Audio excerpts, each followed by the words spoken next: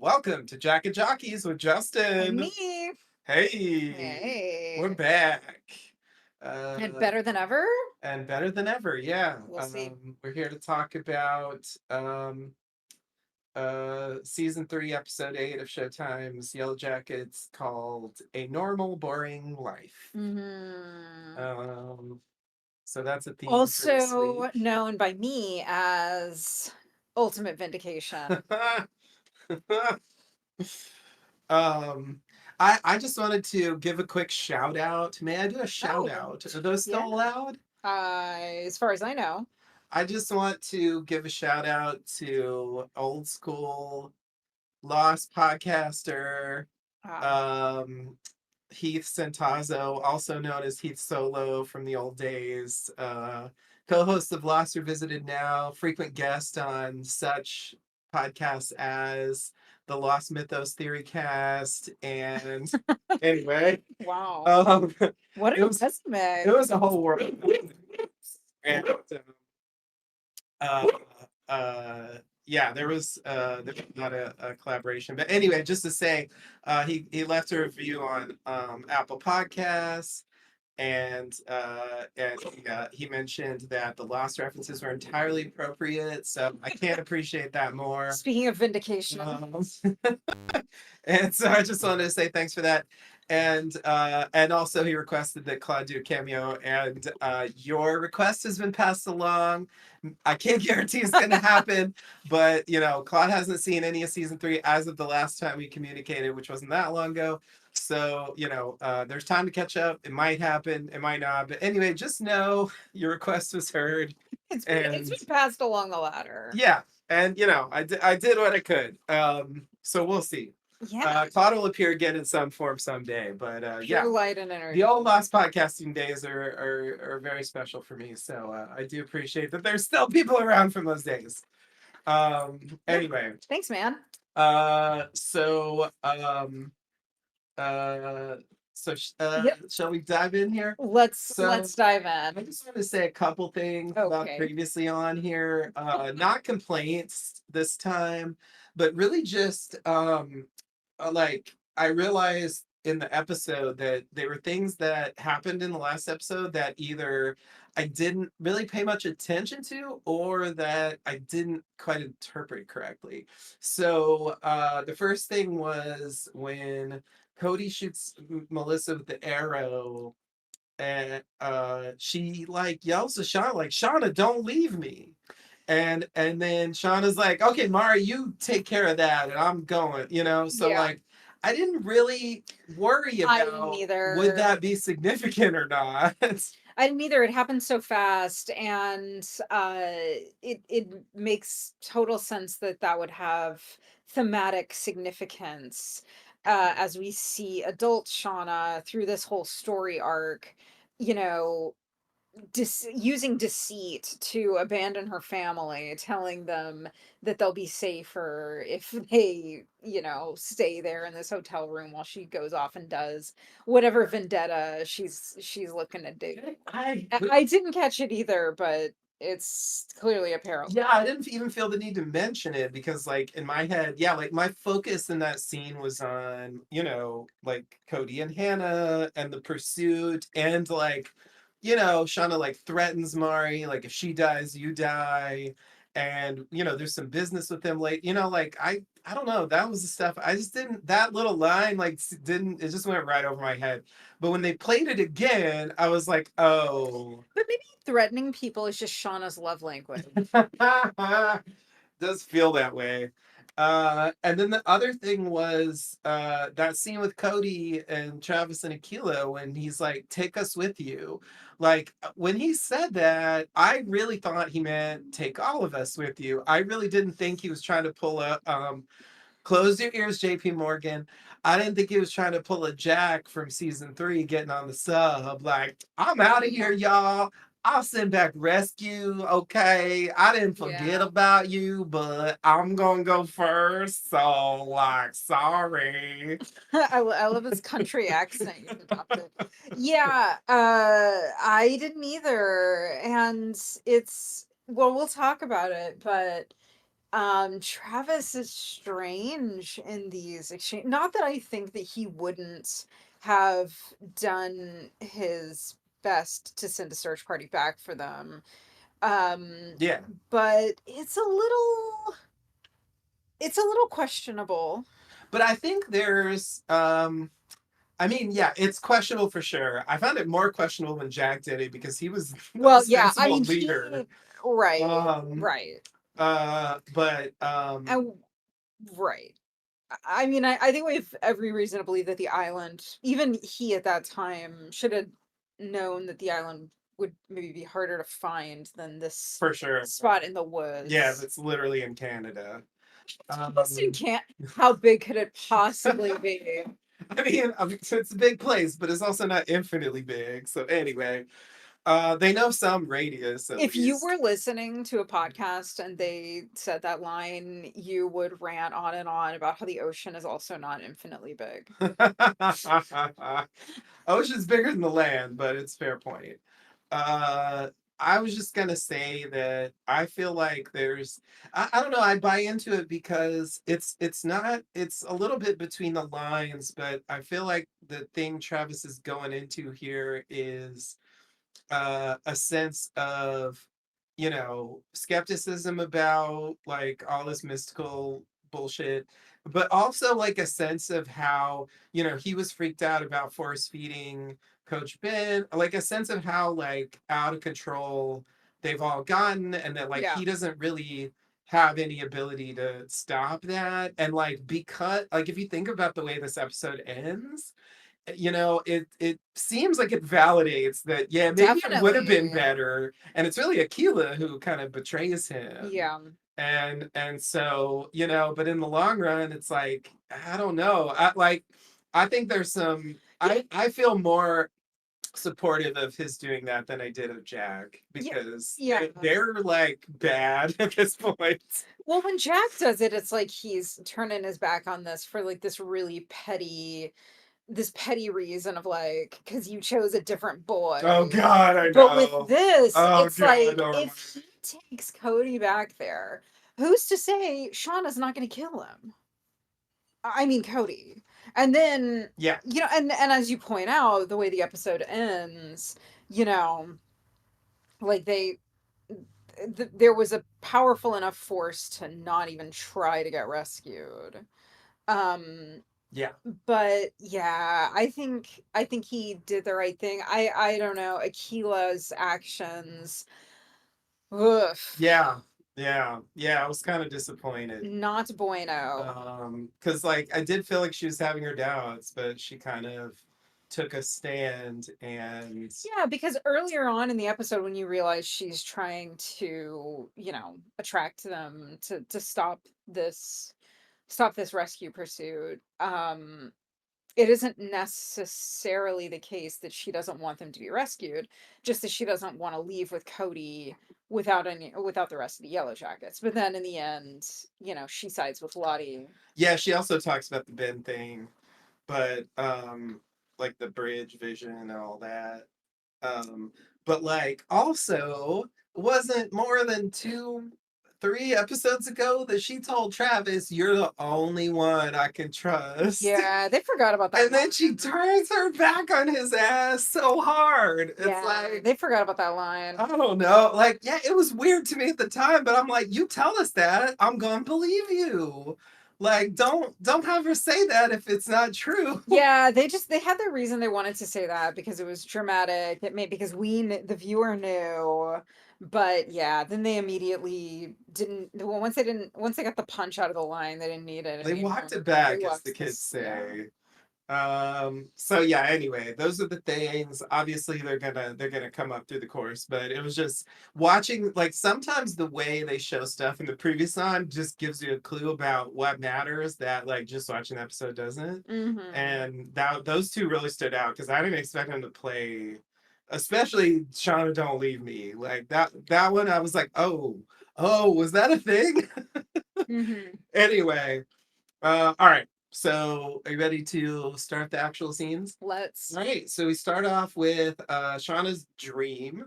Starting off with the dream sequence. I don't know, this is weird, but that's what they did. It's weird. She's like ringing up meat at a grocery store for Jackie.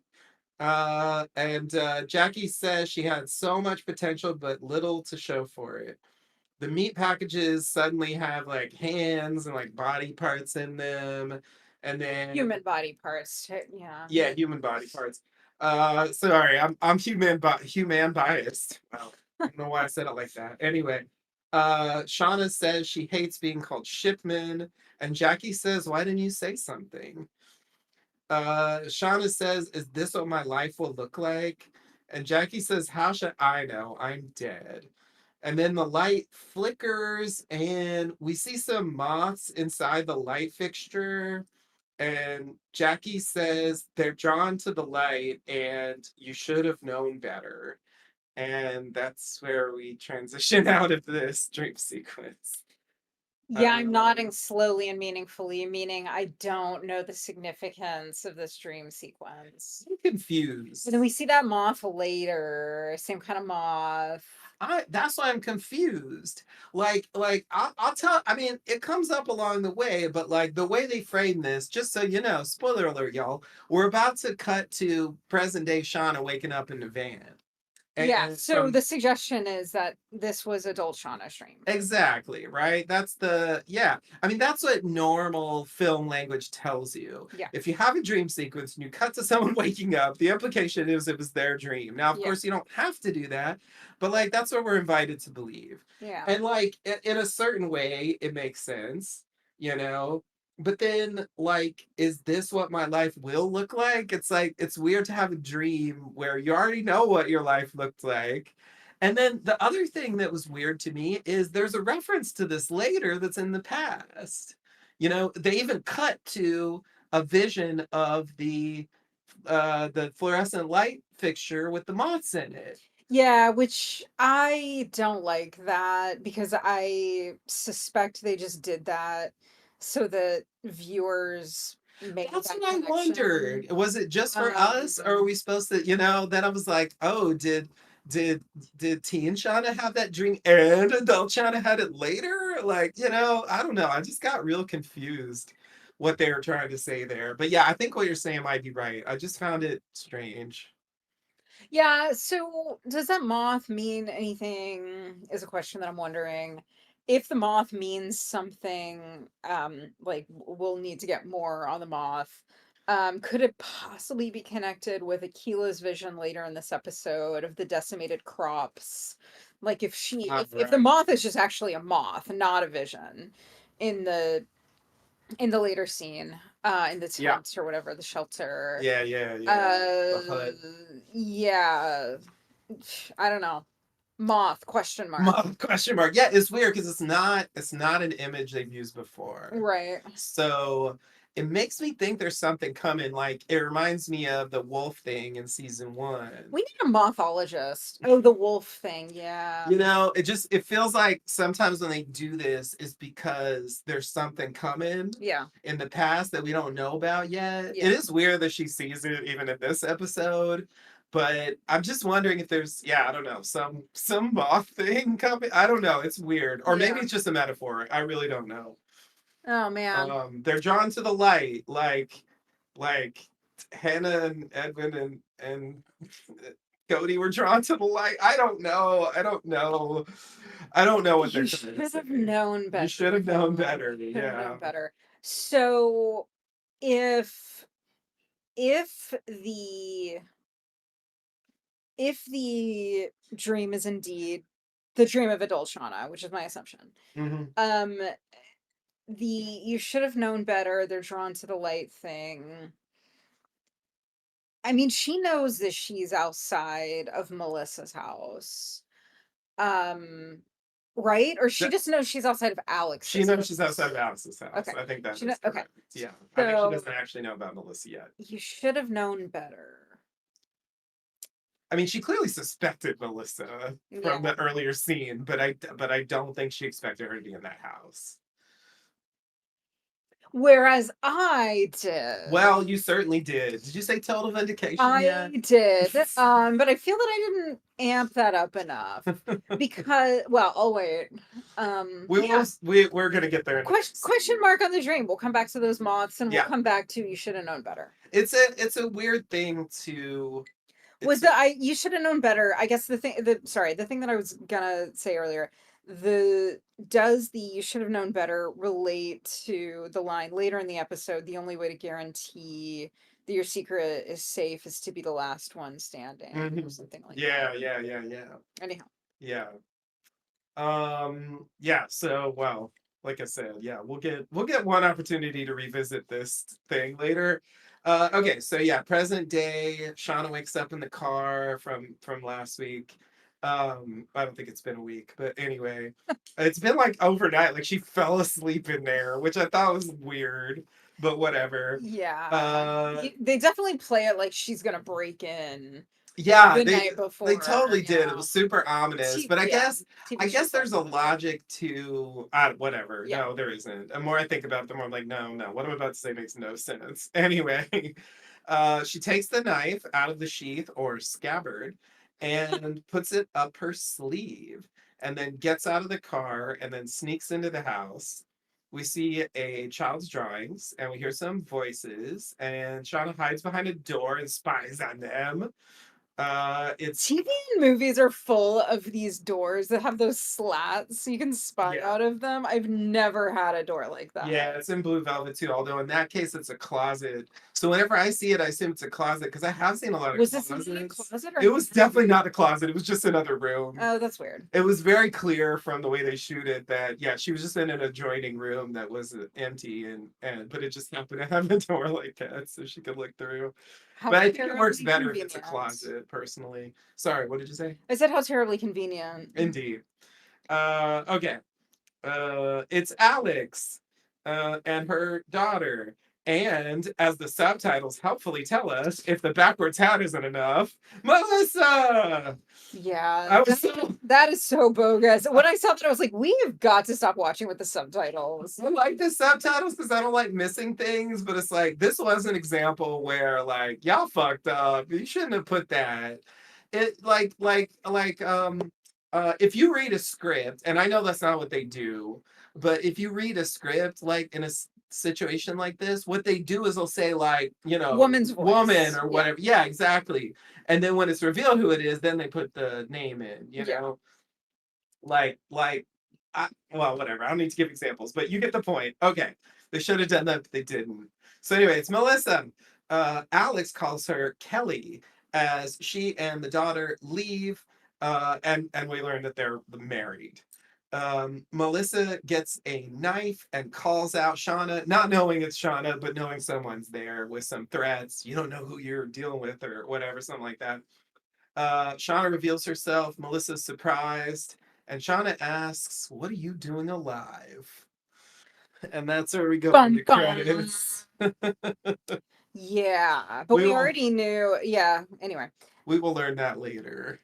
Okay, so when we were first introduced to this tape, the tape, this whole thing, oh, Melissa got close with Hannah. Yep. This was my prediction because they tell us that Alex was a teenage pregnancy, so they're around the same age. She goes and finds her after they get back to real life, and they fall in love and begin a relationship. I did not predict um the that Alex didn't allegedly that Alex hasn't heard the tape. That was Yeah. not my prediction. I didn't think that either. I But assumed they were otherwise, ding ding collaborating. ding. I was calling her a collaborator the whole time. Collaborate. Well, I was saying it was Alex and a Yellowjackets collaborator, but actually, no, it was just the Yellowjackets He's collaborator, i.e., the Yellowjacket working acting solo. alone. Yeah, Mhm. exactly. So, Individual agent. yeah, yeah, yeah, yeah. Yeah. So, yeah, we'll learn more about this situation later. But are you, shall we move forward? Hmm. Okay.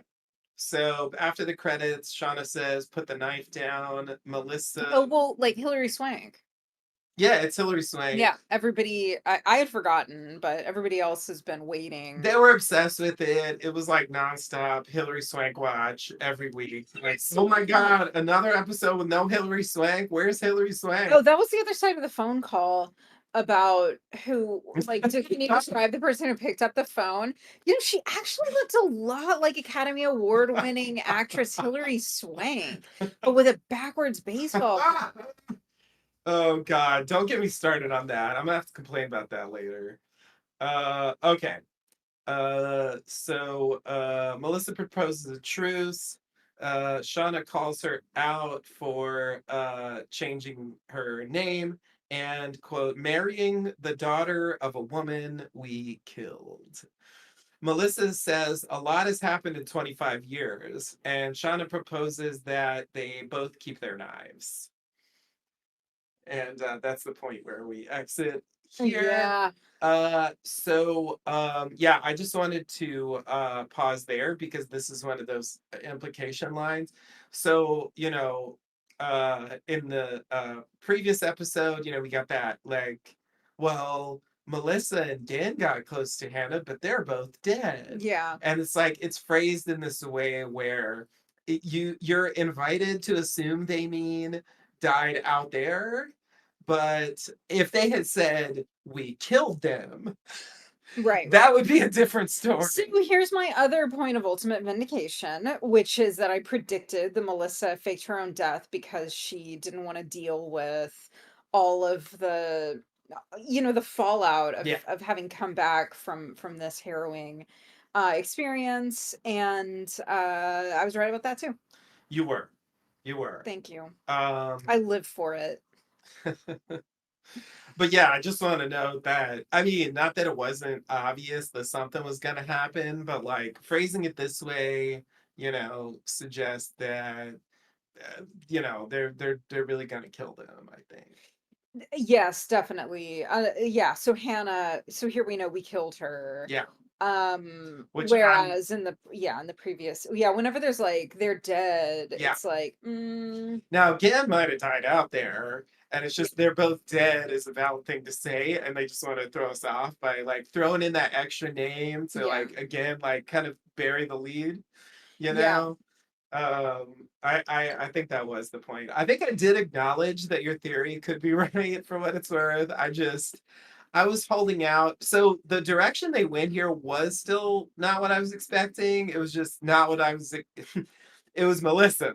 So that part I was expecting, or yes, at least like it felt strongly like they wanted me to yes. expect it, and it was true. Yeah, well, that has been the whole thing we've talked about this season that after season 1 where it's like I fell right into the trap that they wanted me to. Yeah, Like the Melissa thing, was it just another trap where yeah. everything is pointing to. Now, I think this episode still does leave me wondering whether she did these other things. Well, And we'll talk about we're definitely gonna that have to get when into we it. get there. I have a specific point of view on Mm. most of that, but we'll see Okay. when we get there. Okay, so next scene we have Melissa calling Shauna and leaving an FU message, telling her to come back to the hospital. And then the doctor tells Ty that Van just needs hospice now. Ty isn't accepting it. The doctor leaves. Misty apologizes and tries to reassure her. And Ty wants to find the palliative care units. And that's setting us up for where we're going to go I'm with sure them. she just wants to see the unit, scope it out for Van. So, I mean, I'm sure she's not gonna try to smother somebody with a pillow in order to try to appease the wood god to give Van another mhm. couple days. I mean, it's pretty. I actually have a specific theory of what I think might happen, but do you think Van's actually going to die this season? I don't know. I want to know your theory. Well, I'm gonna save it till later because there's a specific scene Okay. that's like leading up to the thing that I think might happen. All right. Well, phew, I'm waiting with bated breath. Though it could go a lot of ways. I mean, it's always hard to know for sure. Yeah. But I have some, yeah, like they're wrapped up in a larger idea of like what might have happened this season writ large. Uh-huh. Okay. So we go back to the past. Misty wakes up in the woods without her glasses, as she was before. That's where we left her in the last episode. I guess she fell Yeah, asleep too. I everybody don't between know. last episode and this episode, everybody just like rolled over and went It's to like they sleep. had an off switch. Like they were just kind of lying there inert Mhm. until it was time for the next week's episode. And it's always morning when they wake up. Anyway, she crawls around to find them. She finds the glasses. One lens is cracked, but it's still functional. She gets up and walks away. Obviously, that's good news. People pointed out that on Reddit that in the season 2 bit where they show them coming back, she has her glasses, and they were like, "Well, maybe she got the glasses like before that." That's like, maybe. Yeah. But I'm like, yeah, that's the Missing thing. And they're like, glasses. are they cracked? And it's like, that's the wrong. Don't That is bother the with wrong that. question. I like that continuity errors could absolutely happen. Do I think they knew they were going to do this back then? I seriously doubt it. But I do think if Misty doesn't have glasses out there, every She's scene screwed. is going to involve that now. Yeah. And so I think it makes sense that it's like either Yeah. we need a solution for her vision, or she needs to find her fucking glasses. Yeah. There's Or there's they're just gonna have to eat her. But obviously we know she doesn't get eaten. It's indeed, you know. indeed. Okay. So next scene, Cody is leading Travis and Aquila to the quote pickup point. I guess implying that's where they were supposed to go back Yeah, yeah. to be picked up. Aquila asks about the others, saying, quote, "This doesn't feel right." I just want to come back to that because that's a thing that comes up later, and I just thought it went right by me the first time. The second time, I'm like, okay, this, Yeah, it definitely hits differently. yeah, Um, they're doing a thing with this line, and mhm. so I just wanted to point it out. Okay, Travis says that they'll send back rescue, and then Aquila says Ben was supposed to be our way home, and then Travis says he doesn't believe the visions, and he lied about her being a seer, and she reluctantly agrees to continue, but leaves a chunk of her sweater on a tree for a trail. Later, we see Misty find the chunk smiling. So, uh, yeah, so uh, it's not long before Aquila's already like going Yeah, behind his back and basically sabotaging this mission. yeah, And the only thing she says is, what about the others? This doesn't feel right, and Ben was supposed to be our way home. So, it should be one of those three things or combination. yeah. Well, what's interesting about that, one thing that's interesting about that is it shouldn't feel right because Cody's lost. I don't think that he really knows how to get them back.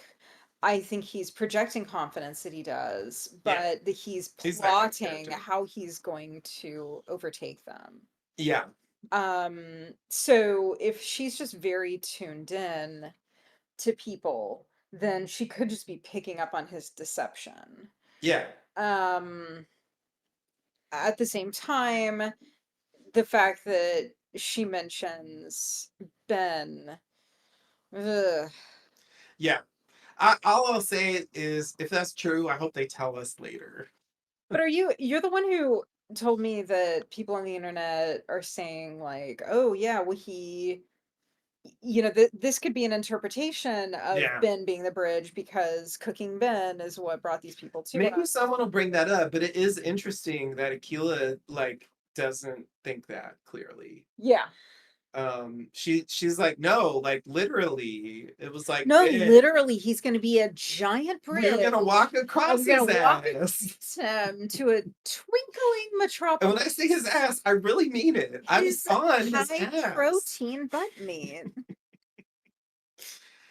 Okay. So, oh, I was also happy to finally have Travis like come out and say what I assumed he was thinking this whole time. It was nice to just like have that out Yeah. in the air. Like, okay, yes, Travis A doesn't believe the stuff, that was clear, but also B, the thing about Achilles made up. Yeah. Like, I thought that the whole time, but it was good to just finally have him say, "Yup, that's right, that's what happened. Yeah. You shouldn't take yourself too seriously because like I just looked over at you and it seemed like a good story." Yep. Okay. You ready to continue? I am. Okay. So the Yellowjackets furiously question Hannah. She's back at the camp from the previous episode. They weren't That asleep at least. wig. At least they didn't wake up. Thumbs down on the wig. Honestly, that wig is another lost connection. Oh, That's as you know bad what? as that's like Naomi's wiggy hair She's a in that one. Naomi type character showing up here. So So she needs a Naomi type of wig. hey, I think that's what it takes. I didn't even think about it being a wig, but I didn't think about Naomi's thing being a wig either. So I what mean, do I know? I hope that if it's not a wig, that the actress who plays that character isn't listening and taking offense at this. But it's Oh it's man, what if not a she mailed great us like wig. a chunk of her hair? Like Whoa. send it to the lab. What would you do if you received a chunk of hair in the mail? And follow-up question, what if it happened in the same week that your brakes stopped working and the mechanic said that there was nothing wrong with The it? brakes, the freezer, the chunk of hair in Man, the mail. that. Well, we'll get there. Anyway, Someone trying to kill me or us or everyone or I'm just saying anyway. it's not a great haircut if you want to not reinforce the stereotype of scientists. Yeah, fair point. So anyway, she says they're a frog research team.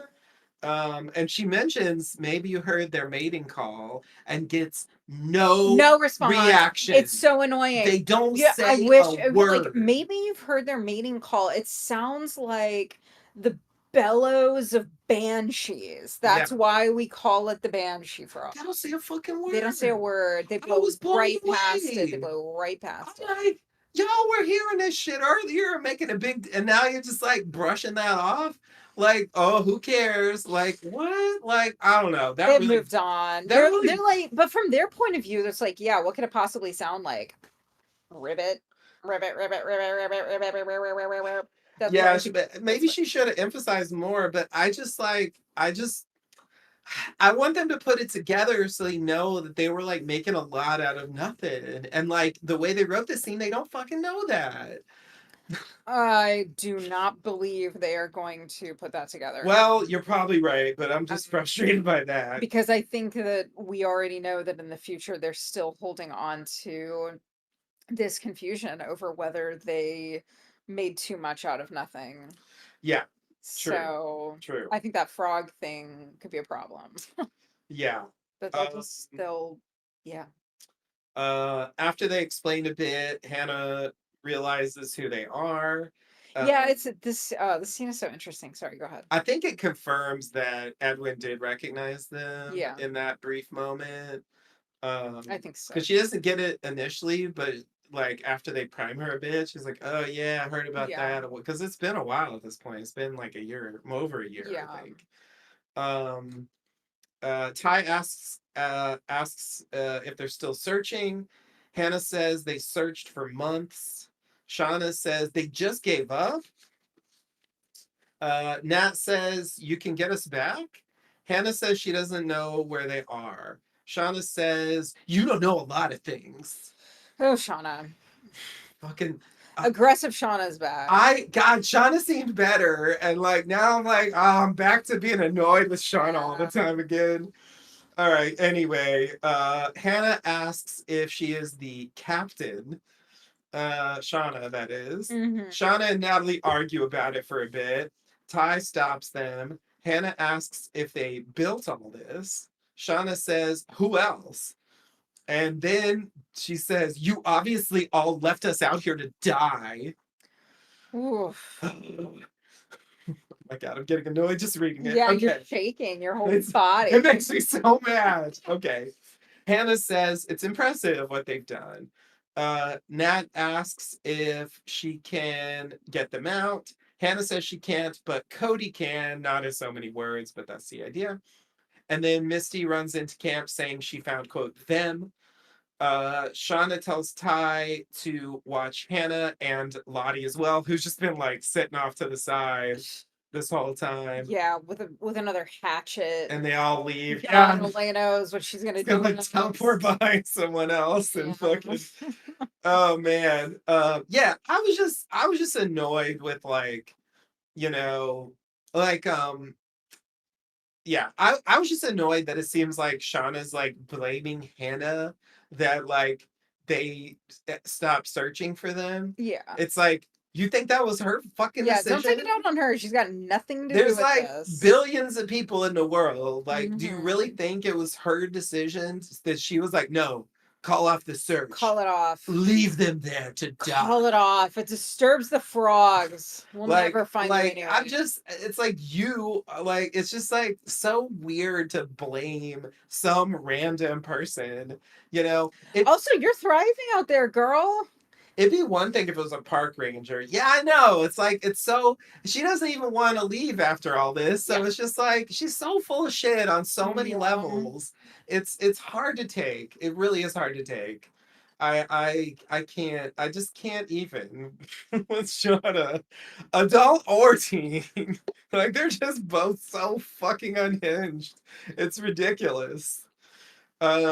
Like more so than anyone else somehow. Like even Yeah. Lottie, I don't know. Like Lottie, I kind of get where she's coming from, but Shauna, like I don't know what the fuck her deal is.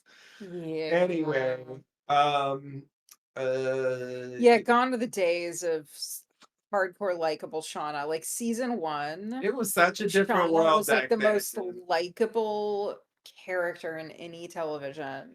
I have a specific thought about that, but I'm gonna save it till later when they start Okay, well, like don't forget it though. I think I'll remember it because it's a very pointed scene Okay, where they're talking about Shauna and I save it. just there's a thing I want to say there. Okay. So they're gonna go off and do that, I guess.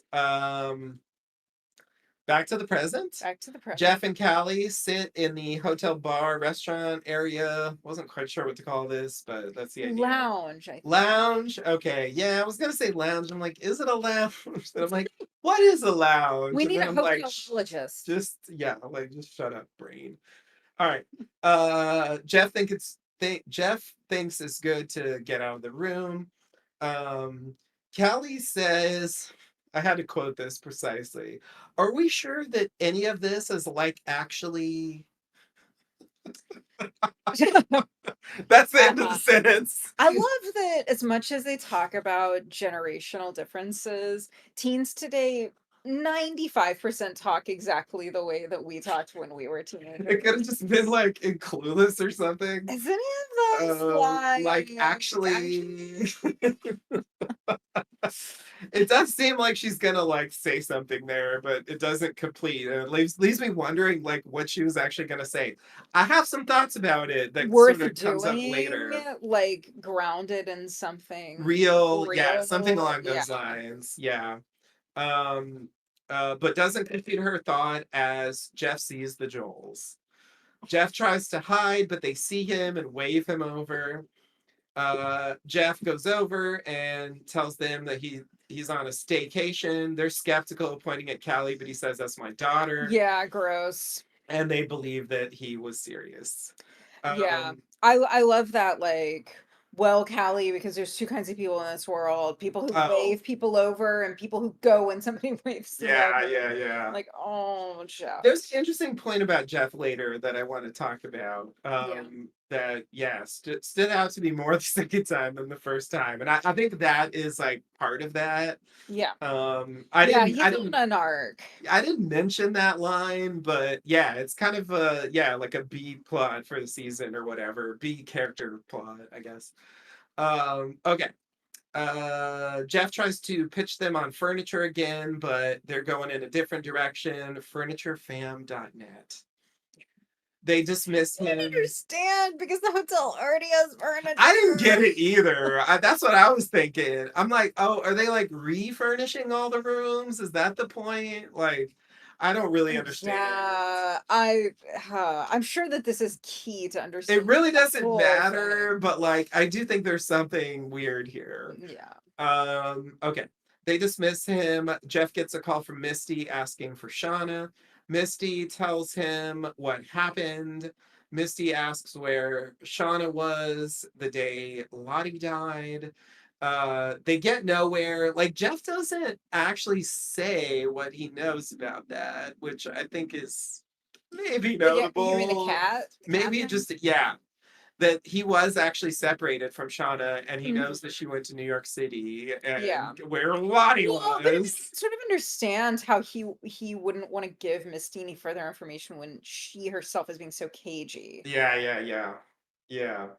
Um, they get nowhere and Misty gets off the phone and then Jeff sits down with Callie again and that's where we end the scene. Okay. So we're gonna come back to the Jeff and Callie Sal Jeff and Callie saga. Woo. Okay. Jeff and Callie Sally is what I wanted to say. Jeff and Collie Saga. Callie saga. Okay. Shauna says, so we're back to Shauna and Melissa. Shauna says she didn't know Melissa was alive and living there, just in case, Uh-huh. just Yeah. to make it clear. Shauna says that they went to her funeral. Melissa says it turns out if you leave a suicide note, even without a body, the cops will take the easy win. Just want to pause there. Okay. Shauna asks why. Um, uh, is she still in love with Shauna? Ugh. And it's like, Shauna, hey, it's got to be about me. Almost everything in not the world is everything. about me. Oh, Shauna. um, Melissa says no, and that she never really was. She says she had no choice. Quote, after we made it back, I was no longer one of you. And you scared the absolute fucking shit out of me. And then her phone buzzes. Shauna stops her from answering. Shauna finally reveals why she's there, asking about the tape. Melissa says, Hannah told me where to find it. She begged me to give it to her daughter if I ever made it back home, but I couldn't.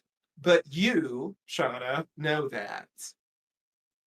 Uh, if anyone heard what was on it, ellipsis, and what good would that have done for her to know that?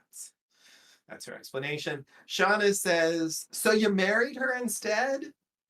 Melissa defends it, saying it's real. She reveals that she was just checking up on Alex for a while until they met and, fell in love and so on. Then she describes her normal, boring life. Shauna says that doesn't matter to me and tells her to sit, and they sit at a table with their knives, and we'll come back to them later. Uh, okay. So I remember watching this the first time where I was like, so did you leave the tape or not? Like it wasn't clear. The next scene makes it clear that she did leave the tape, but it's strange that Yeah, they yes, I agree. don't quite say it here. They say that she found the tape, but they don't say that she left the tape. Yeah. Minor point, but still. Okay. So yeah, that whole thing about so she faked her death. I mean, total vindication, like you said. She faked a suicide Yeah. specifically. And the cops will take the easy win. Anyway, sorry, I just wanna let that sit there. Um, Okay. I'll come back to that. I mean, I'm intrigued. it's not necessarily relevant, but I just thought that line was notable. Okay. And then yeah, so this line here, like after we made it back, I was no longer one of you. Oh, you mean you're making a parallel to Lottie. Yes. Got it. I'm making a Sorry. I parallel don't to know why I'm Lottie. so dense. I was like, what is he Yeah, talking yeah, yeah. about? That's what I'm alluding to for sure. Yeah, yeah. I feel like there might be some thematic elements there. Not that I think Lottie faked her own death. I mean, her corpse I is don't there. either, and I am like rubbing my hands together in anticipation of the satisfying vindication of my other theory, which is that Callie is the one who pushed Lottie down the stairs. Yes. We will talk about that later. We will talk about that later when it comes up. I have my doubts, but I'll talk them through when we get there. Not that I think you're wrong. I'll just explain what my doubts are. You Um, can't see this, listener, but I'm holding a knife as well. oh God. Yeah. So I just wanted to talk about this line. After we made it back, I was no longer one of you. Like Yeah. that. It's interesting because yeah, she's not really part of the crew when they land or when they crash. But anyway, go ahead. Yeah, but no longer, which means at some point she did consider herself one of them. Yeah. Yeah. But after they came back, she was no longer one of them. So it suggests to me that again, these lines with implications about the past are something I always want to focus on.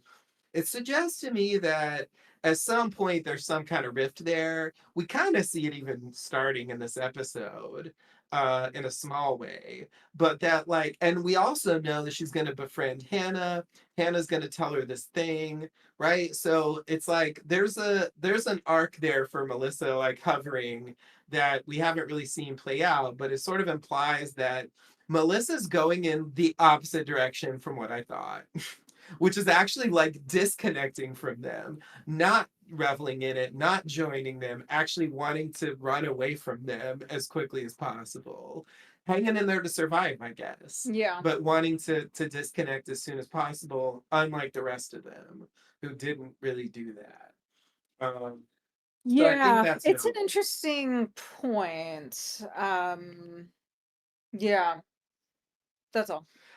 So I also thought it was funny that she simply said, Hannah told me where to find it. Like Oh yeah, give me a fucking break. after our long discussion Yeah. last week, Uh-huh. the That's how yeah, that's the writers telling us that that they know that the fandom is going to be like, how the fuck did you find that tape? But we're like, it doesn't matter. yeah. I mean, they might show us, but I do feel like ultimately it can't matter that much It's because, like, I mean, maybe it matters in the sense that they'll tie it into something else but or it isn't going to be whatever. some dramatic thing like one day there's like a rainstorm and it washes Yeah, up and Shauna finds it and is so furious yeah, that she kills Hannah. yeah, yeah, Like yeah, it's yeah. it's not going to be some Exactly. significant thing. Yeah. Yeah, yeah, yeah. And she said, give it to my daughter, or give it to her daughter, if Melissa makes it back. So like I think that's a bit odd, honestly. Why? Because it's got like it's a tape of her murderers. I mean maybe she doesn't know that they're gonna kill her when she says that, but she knows they killed Edwin. And who knows what's happening to Cody at that point. There's a murder on the tape. Yeah, but I mean, she's just thinking about the letter that she recorded to She just wants the the message. message. Yeah, I mean, Yeah. she recorded this heartfelt message Yeah. thinking she was about to die.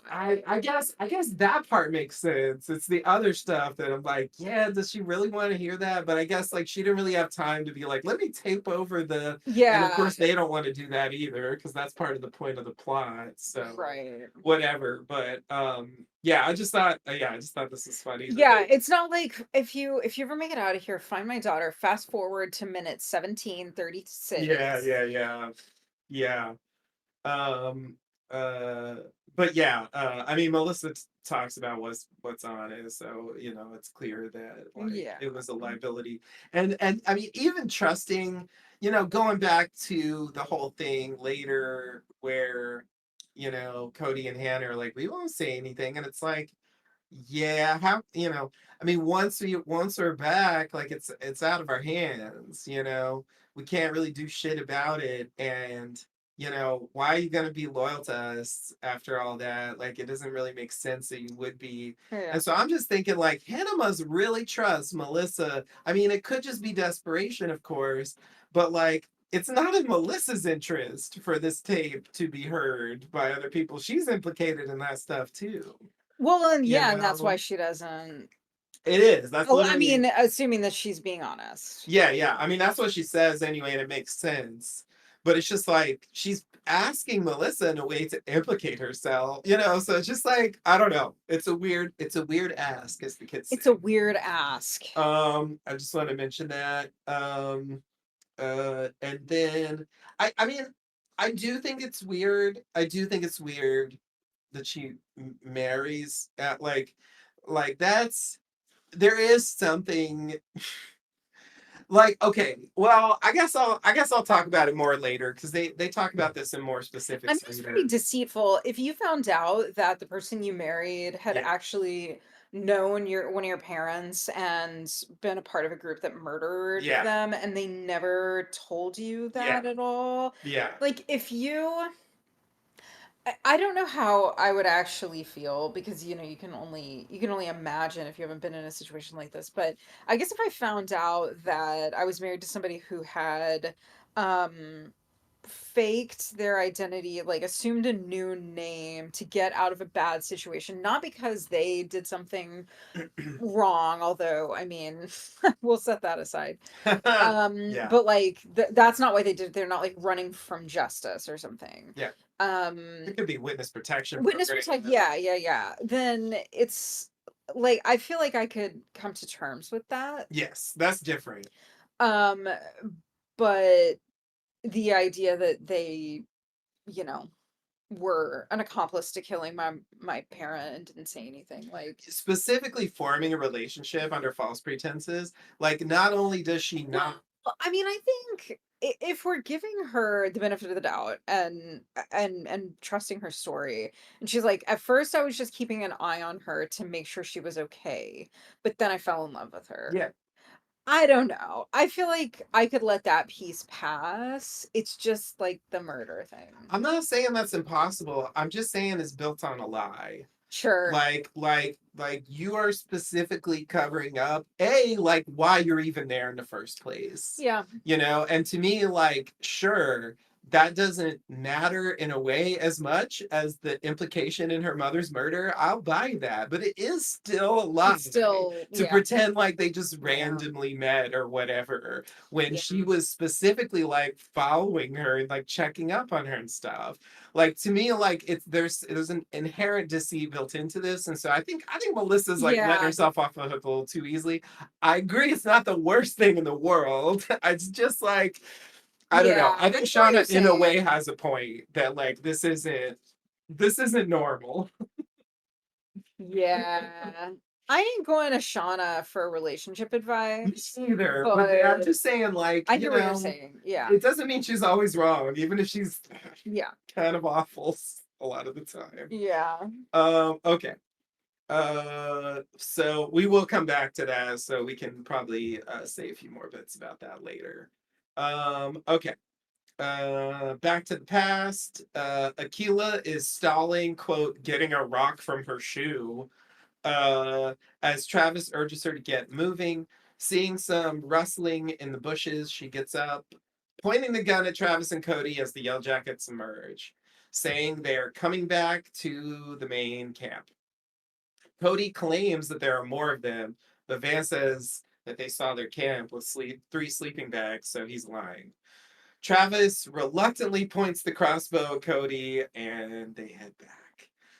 So yeah, there's actually an interesting bit here with Aquila later that I want to talk about, but it didn't happen here, so I won't talk about it here. But I will just note that you More know to come.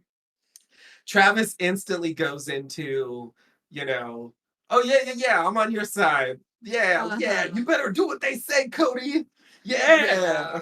Yeah, Yeah. He's very, yeah, there it's go along to get still a, along. yeah, That's it's all about Travis. self-preservation. whatever you say, boss. I'm here. So yeah, I'm disappointed but not surprised that this happened. Because I did want this to progress more than it's allowed to, Yeah, unfortunately. agreed. Like Cody doesn't do shit this episode, which is interesting. After the way he was portrayed in the last episode, like he's Yeah, very passive this whole episode. He barely says anything. He doesn't really try to do anything. He's just being led along from place to place like the yeah. whole time. I don't know, it's weird. Okay. Back at the camp, Ty questions Travis and Aquila about leaving them behind. And here it is. At this point, Aquila actually covers for Travis a bit. They tell this story about what they were planning to do that's like a little off from what the truth was, but it actually makes them look better. And specifically, like it makes Travis look better since he was the one that really wanted to do it, and Akila's the one who like got the rest of them involved. Yeah. So, but she does kind of lie about her. Like, well, I shouldn't say. I think she lies about the trail. She says that she left the trail in case something happened, but I thought she left the trail for the reason that we see, which is to lead them there, Yeah, I to think catch she's him. covering for But she's covering for Travis, so I'll give her some points for that because yeah. like at least she's giving him that much. She could totally rat him out Yeah, I here. mean, she definitely gets points that neither Shauna nor Lottie deserve to get, Yeah, yeah, in this. And then I guess Ty as well. yeah. I don't know what to do with Ty. There's still some room for humanity here. So Uh-huh. I just I just appreciated that, even though I was disappointed that she, basically sabotaged the Yeah. mission to escape. Like she could totally throw him under the bus and be like, "We need to kill Travis because like he was trying to like leave you all behind, and he said he never wanted to see any of you again. And he hoped you all died out here." Like she could have said something like that if she wanted, right? Like Sure. and like what like how they gonna know if he's lying? Hmm. Like the circumstances don't look good for him. Yeah, So they don't. anyway, I appreciated this. Yeah. Okay. They seem to accept the story. Nat asks Cody if he can get them out, and he says yes. 6 days to the rescue point if you can keep up. That's probably the most Cody thing he So says in the whole annoying. episode. Yeah. Nat says okay, telling them all to prepare, but Shauna points out that Nat's not in charge anymore. Ugh. I know, and I'm just ready to stab my eyes out so I don't have to look at her again.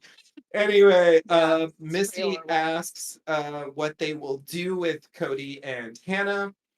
Cody and Hannah say that they won't say anything, but Misty says they can't know that for sure. Shauna agrees with Misty. Nat says we can decide this later, and then says that Cody and Hannah should bury Edwin, putting Mari in charge of supervising them for no apparent reason. Um, and then, just as they are about to happily pack to go home, Lottie says, "We can't go back. We don't belong there anymore." And Ugh, SMH. and Natalie dismisses Lottie and they start to pack, but Shauna doesn't move for what it's worth, setting up a thing that's gonna happen later. Yeah. Um, so like uh I so first of all, like I think Misty's point is totally valid. I mean, if you're implicated in a murder, like it's not, I'm not out here saying like kill all the witnesses, but like, let's putting morality aside, if your goal is not to get caught, it really is this safest option. If you already done a murder Yeah. or multiple murders or Yeah. whatever, it's like, okay, I mean, so anyway, I think like it's a valid point, even if it's harsh. And then the other thing I was gonna say It's definitely is harsh. um I buy like Lottie is like the Locke of this show, and so like Locke was the one who never wanted to leave the island. That's where he Yeah, found I get why his she doesn't want to leave purpose. the Yeah, The exactly. wilderness. It makes sense, right? So like that's the thing. Like if it was Lottie, I buy it. But like, yeah, when it the thing it turns into at the end like feels like bullshit to me. And Yeah. that's where I get annoyed. If it's just Lottie going now, if Lottie and she did axe Edwin, if Lottie goes and like breaks the what like once it turns into an actual lock thing where she's sabotaging all of their chances to leave, at a certain point Yeah. I'm not buying it anymore. But just Lottie herself, like I get it. So I don't consider it invalid. Like clearly from the the cult stuff in season 2 and so on, like she was like drawn to that kind of environment and like felt some kind of connection with it, and like it gave her something that she wasn't getting Yes. back in the like normal parts of civilization. And so anyway, like it's like if it was just that, I feel like this could be fine, Yeah. and it's like Lottie becomes this like hermit who's just like living out in the woods, and Mhm. like With it's squirrels as her acolytes. exactly, yeah, Yeah. perching on her shoulder and shit. Mhm. Yeah, Very exactly. Snow White, Yeah, yeah, exactly. but with Exactly. cannibalism. And some hey, I mean, look, does the hunt with no violence ever feed anyone? As Snow White very nearly said. Okay. So we'll come back to that. Yeah. Back to the present. Shauna asks Melissa why she sent the tape. Okay, so Here we go, finally, finally. finally we acknowledge that that's what happened. Melissa says it was haunting her. She was just keeping it as leverage against them in case they came looking for her. Shauna says, "Why would we come looking for you?" Melissa deflects by asking, "Why would Lottie start a cult?" And then recites the stuff that happened at the end of season 2. Yeah, I to which I said, "How is she supposed to know this?" It's a good To question. which you reminded me that she must be watching the show. I do feel that way, and I am going to come back to that. And I'll also just add in passing here that Shauna briefly defends the cult. She's like, well, Yeah. actually, it was more of an intentional community. I Yeah. thought it was interesting that she even Yeah. cared to do that Uh-huh. because she was like shitting all over Lottie's camp when she was there. Yes, she was. And it's just like I don't know if she's flip flopping like Lisa or what, but I don't know. It stood out to me because it was like she didn't need to do this, and I'm Yeah. just surprised they even bothered to write this line. Okay, Yeah, I don't know if it's just for the chuckle or it might be, yeah. it might be. Melissa says that Natalie died, and quote some cop. Kevin Tan, he went to high school with you, Melissa. Oh, You right. fucking know who Kevin Tan Some is. cop. Yeah, she just says some cop, and it's like I'm like, who? Like, what are you talking about? Like, maybe you weren't Natalie's close. bestie. Oh, well, she was like a year behind them. Yeah, that's true. But I'm saying like, I just feel like she would have known who he was, even Yeah. if like they weren't close. Yeah, yeah. Because like he wasn't close to Misty either, but she knew who the fuck he was. Yeah, I yeah, don't yeah. know. Anyway, whatever. Oh my Um, God, is she jealous? Is she doing this because she's jealous that she didn't get celebrated at the 25-year class reunion because it wasn't her 25th year? oh man, that's funny. Um, That's funny. Oh, it yeah. wasn't even my reunion, and Uh-huh. Allie didn't talk about my trauma bond. Yeah, I definitely don't believe it, but I don't believe it it either, cracks me but up to I want think it to be so. true. Yeah. We'll see. It's a good theory. All right. Yeah. She stopped sleeping, and she had nightmares during the day. This stood out a little bit to me. Um, Yeah, then nightmares during the day. Yeah, yeah. I want to make a few comments about that. Then she talks about Barbara, her quote therapist, although she's not a She's not a doctor or a doctor. therapist, more of an advisor is what she says. Um all Barbaras are, as Shauna says. Uh, Oh, and Barbara Zimmer. and Barbara Barbara told her to, quote, let go of what she was holding on to. And I guess she meant it literally. And she mentions going to Nat's funeral and then leaving the tape after that to help Shauna also, quote, let go. Yeah, Um, I yeah, I know. There's a lot of stuff here. Shauna says, bullshit. It was a threat. And Melissa says, it was all in the note that she left with the tape. But Shauna don't know about no note. That's the way I wrote it. She didn't say that. But she don't know about no note. don't know Uh, about no note. saying that she's lying. She's been messing with Shauna for weeks. And we get our standard Uh-huh. checklist of doom. Yeah. And Melissa says she has no idea what Shauna's talking about.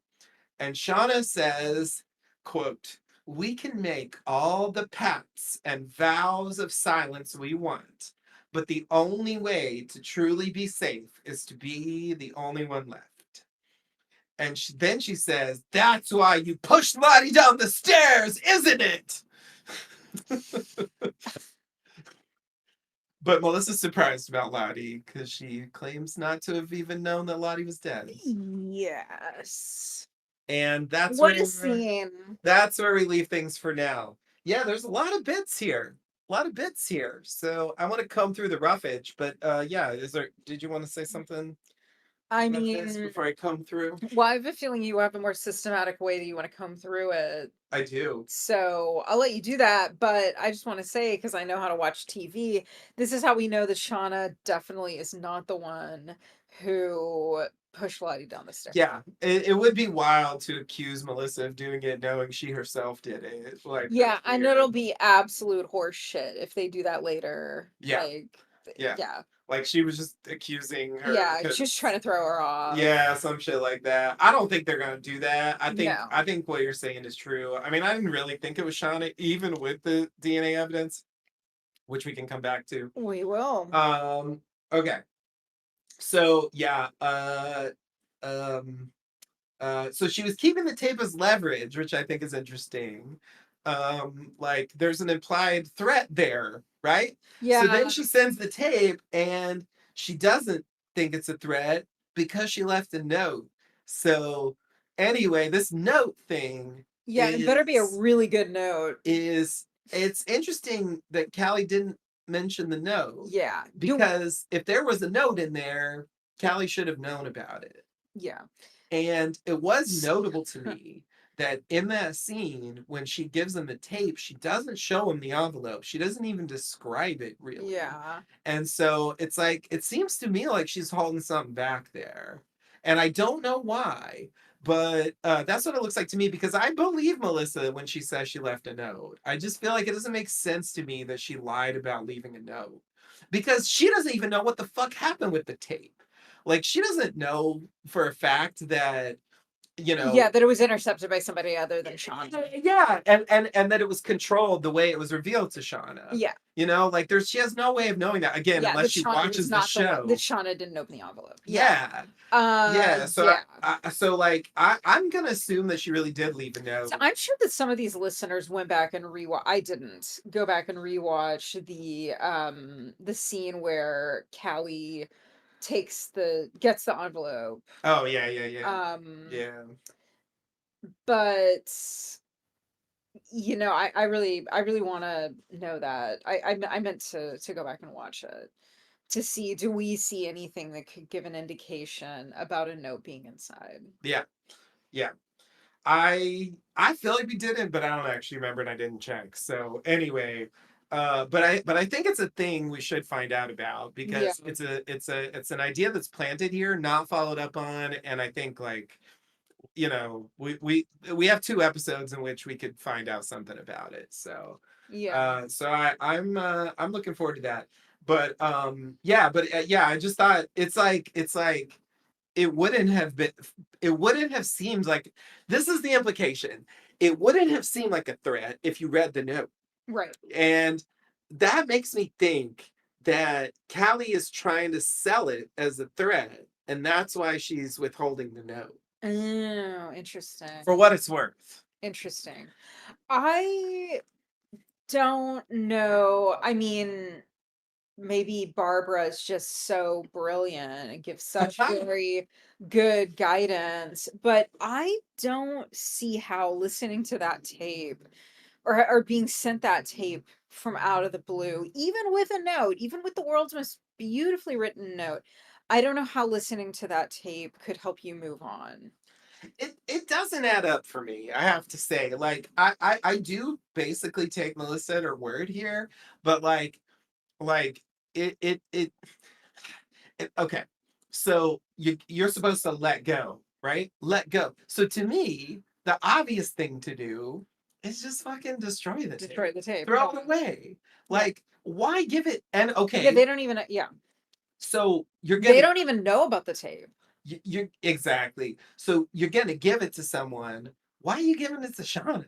Right. She said, not just, may I quote from one scene ago here, after we made it back, I was no longer one of you, and you scared the absolute fucking shit out of me. She just said that.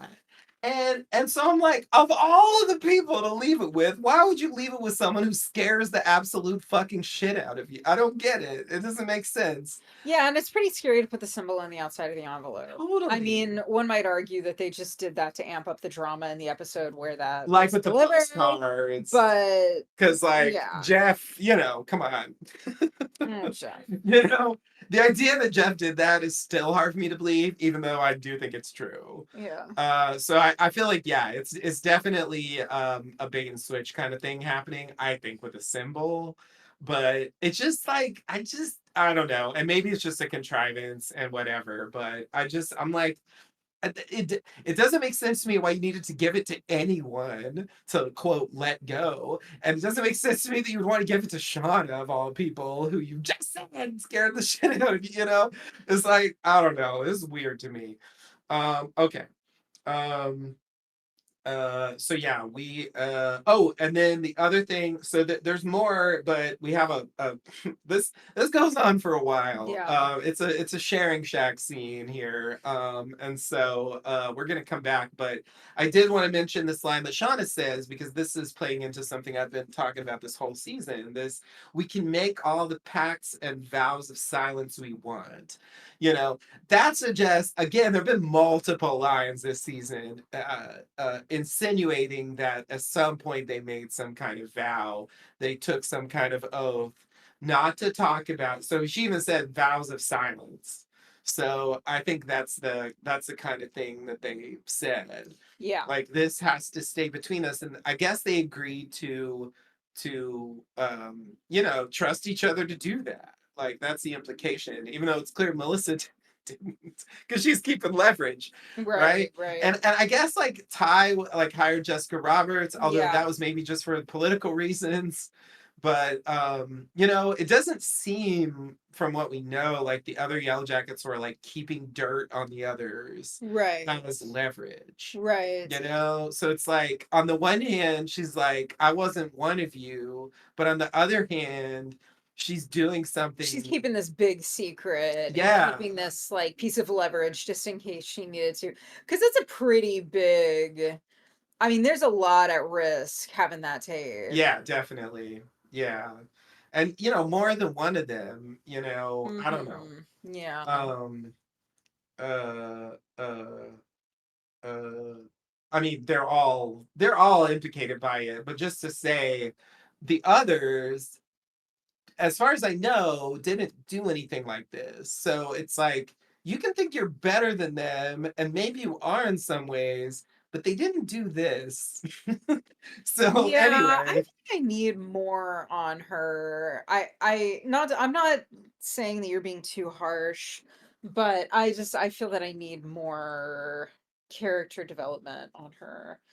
He's obviously it's also not maybe a little more skeptical of her claims in this scene than you are. fair enough. Maybe I am too gullible here. I just, Academy Award winning actress Hilary Swank is Well, very persuasive. yeah, but that's the thing about actors. They are professional They laugh liars. for a living, my boy. Yeah. Fair enough. Fair enough. It's I guess it's not that I inherently think she's trustworthy or that I think just because she sounds convincing that we should believe her. The main reason why I'm inclined to believe her is that Shauna keeps saying she's lying. And I am not convinced that Shauna is like on a logical path this season in judging situations. Now, of course, it could be, oh, this is the one time she's right after having been wrong the entire season. That could be true, but I think that's what's like pushing me to sort of believe because I'm like, Shauna just keeps, you're lying, I don't believe you, you're lying, and I'm just like, I'm not convinced that she is lying. This kind of mostly sounds believable to me. Yeah. So I don't know, but it is possible she's lying about something. It's possible that most of it's true, but there's one lie in here, et cetera, et cetera. We'll see. Yeah. Um, We will. okay, so we'll come back to that. We'll come back to that. Okay, so next scene, still in the present, Misty goes to Ty standing outside someone's room and has Misty confirm from the chart that the man is dying. Which was clear from the ward in which he has been placed. Just want to make sure, okay? Ty goes in and grabs a pillow. Misty tries to stop her. Ty is about to do it, meaning kill the guy, like smother him with a pillow, but can't do it and pulls back the last second. But then the machine flatlines and she asks if that counts. Misty grabs Ty and they get out of there. Um, so Yeah. Où commencer? Yeah. I just something I thought was sort of notable here. Um, Thank you. something I thought was Sorry. I forgot that we were recording a podcast. I thought I would just sneeze. I can wait until it passes. It's go ahead. Go ahead. Okay. It's doing the thing where I'm afraid to start. no, do it. Okay. Start. So like I thought that it was clearly established in the earlier scenes that the takeaway was that the bad one's been in control Yeah. for like the Yeah. whole season basically. Yeah, this was interesting. And then here it becomes clear that's not true because it Yeah. definitely seems like it's real Ty that pulls back here. Yeah, indeed. I mean, I And we think get the her bad later one too. yeah, and I don't think the bad one would think that there's a lot of power in hastening the death of someone who's already, very close to death. Yeah. Um, Yeah. so it was very interesting, notable. We've talked in previous episodes about, has it been the bad one this whole season? If not, like what determines when the bad one comes to the fore or recedes, and this scene directly connected with that puzzle, though it didn't really give me a lot of answers, and it did leave me wondering if it was because they just really wanted to set up what's coming later, which is this kind of showdown between Mhm. her two selves over who can, like how much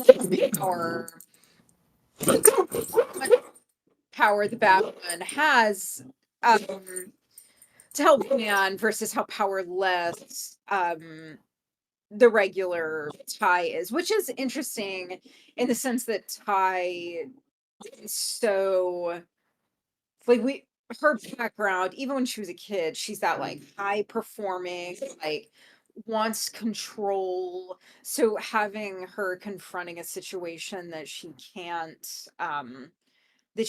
fix, bringing out the bad one, Yeah. whether that's the campaign or now Van's health, is, it's a similar situation in that sense to being in the wilderness.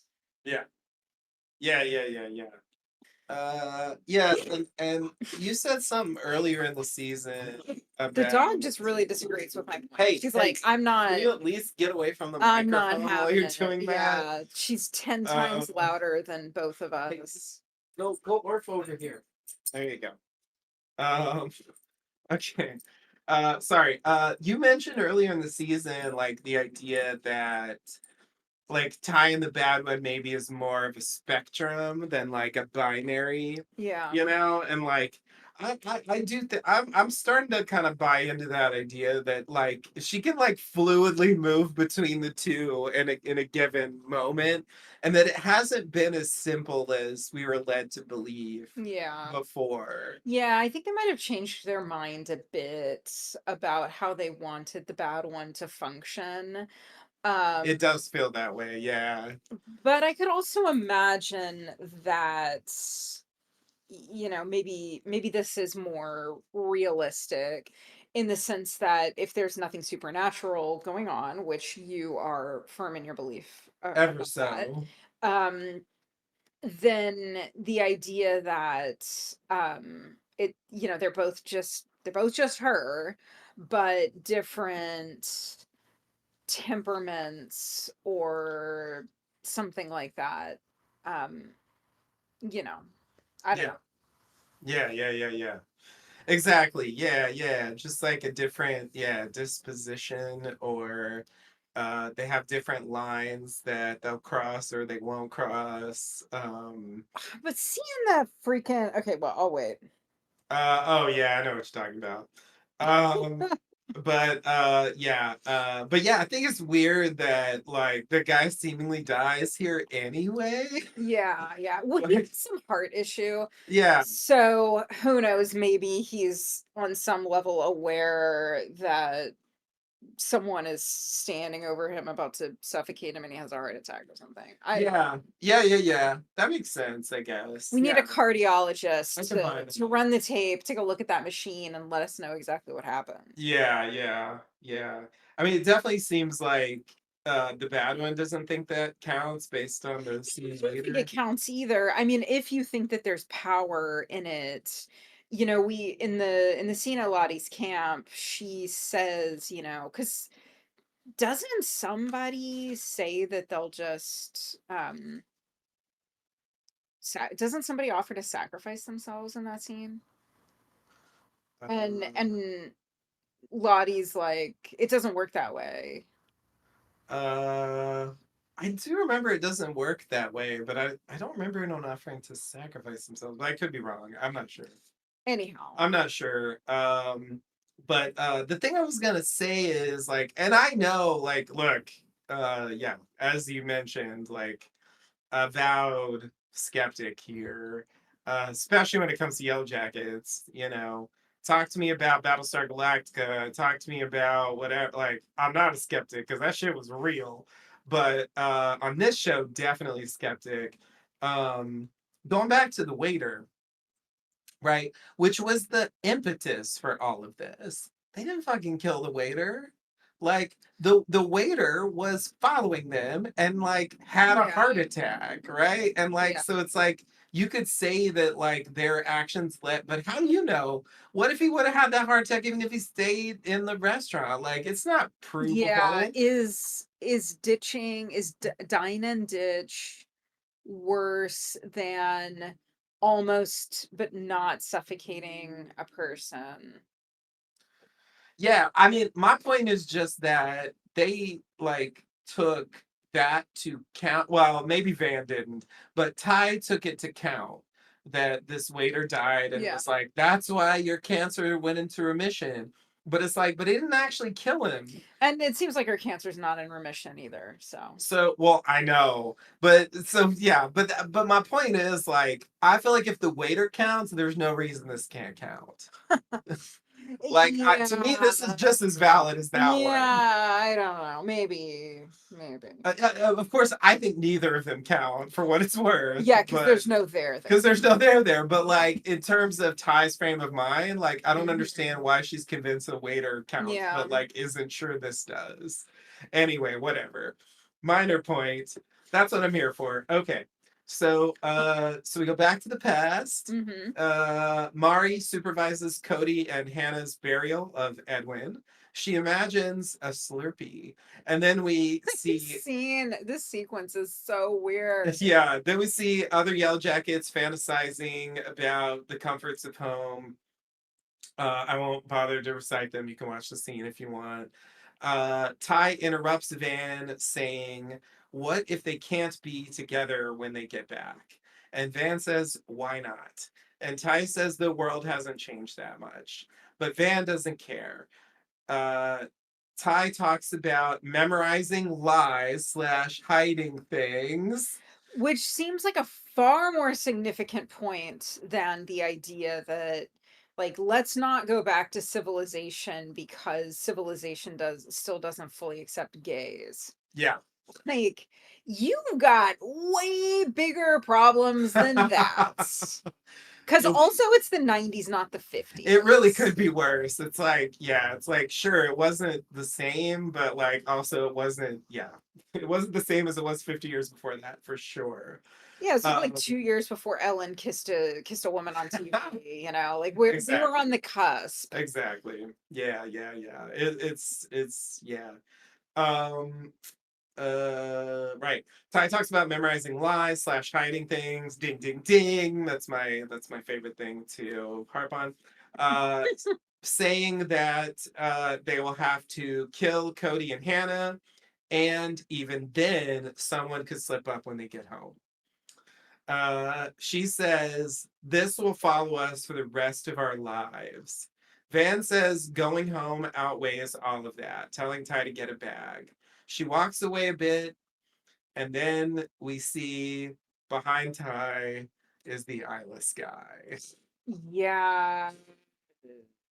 What the hell? I don't know why they felt the need to shoot it like this. Yeah, I don't like it. They should trust that actress's She can face. do it. It's usually very easy to tell It's when she's going into so that good. mode. Yeah, when they want us to know, It's it's not hard. obvious. Yeah. It's not No, hard. she nails it with the face. And like it's for us, right? Like who's even seeing that? It's She's just not us. even She's not looking. looking. It's just for us. So it's just So I think it's like trust the actress and trust the it, viewers. it does feel like, yeah, they're treating us like we're like, But but it's like, I go ahead. no, go ahead. Well, no, I'm just like, but what does that guy even mean? I mean, other than symbolizing that this is the bad one, which we don't Ding ding ding. I think need, that's all it but is. but I'm pissed at that because close either have the book have been closed in the earlier episode when they give us this horse shit quote unquote explanation that she just picked it up from an ice cream commercial, which is bogus to me anyway. Like, unless, yeah, I was okay. All right, I'll let it go because if there was something more coming on that, it would have happened by now. But I thought that was so fishy. I did not buy it. Um, because it just doesn't make any sense. So then when they don't tell you that there's something else at play with that, then it's like, oh, okay, so the eyeless guy, they just wanted to get out of the way. They wanted to give us some explanation that it's like, oh, I just manifested this because I saw this commercial when I was a kid. Wow, it's been a mystery for decades for me. And now I just unlocked it. Oh, okay, it's just like a psychological manifestation. So then now we don't need to show that guy anymore because he doesn't mean anything except for the state of mind. And we already have a way of indicating that state of mind. And we're not going to consistently show that guy anyway. Every time she's in that state of Yeah, mind. yeah. So why do we need him? Why show him? He doesn't do anything. He served a purpose early in the show. I feel like the writers decided that they didn't actually have anything. They didn't want to do anything with him. Yeah, they Like didn't I have like I an think they idea. wanted to in the beginning. They're like, "Ooh, let's throw this in. It's creepy. We'll figure it out later." And they're like, "Nah, we've gone a different direction." And so then that episode with the commercial, as irritated as I am about it, like that should have been the last time we saw that guy. Period. So thank you for listening to my TED Talk. But it already wasn't because they showed him in the cave hallucinations as well. In the cave hallucinations, that was a hallucination.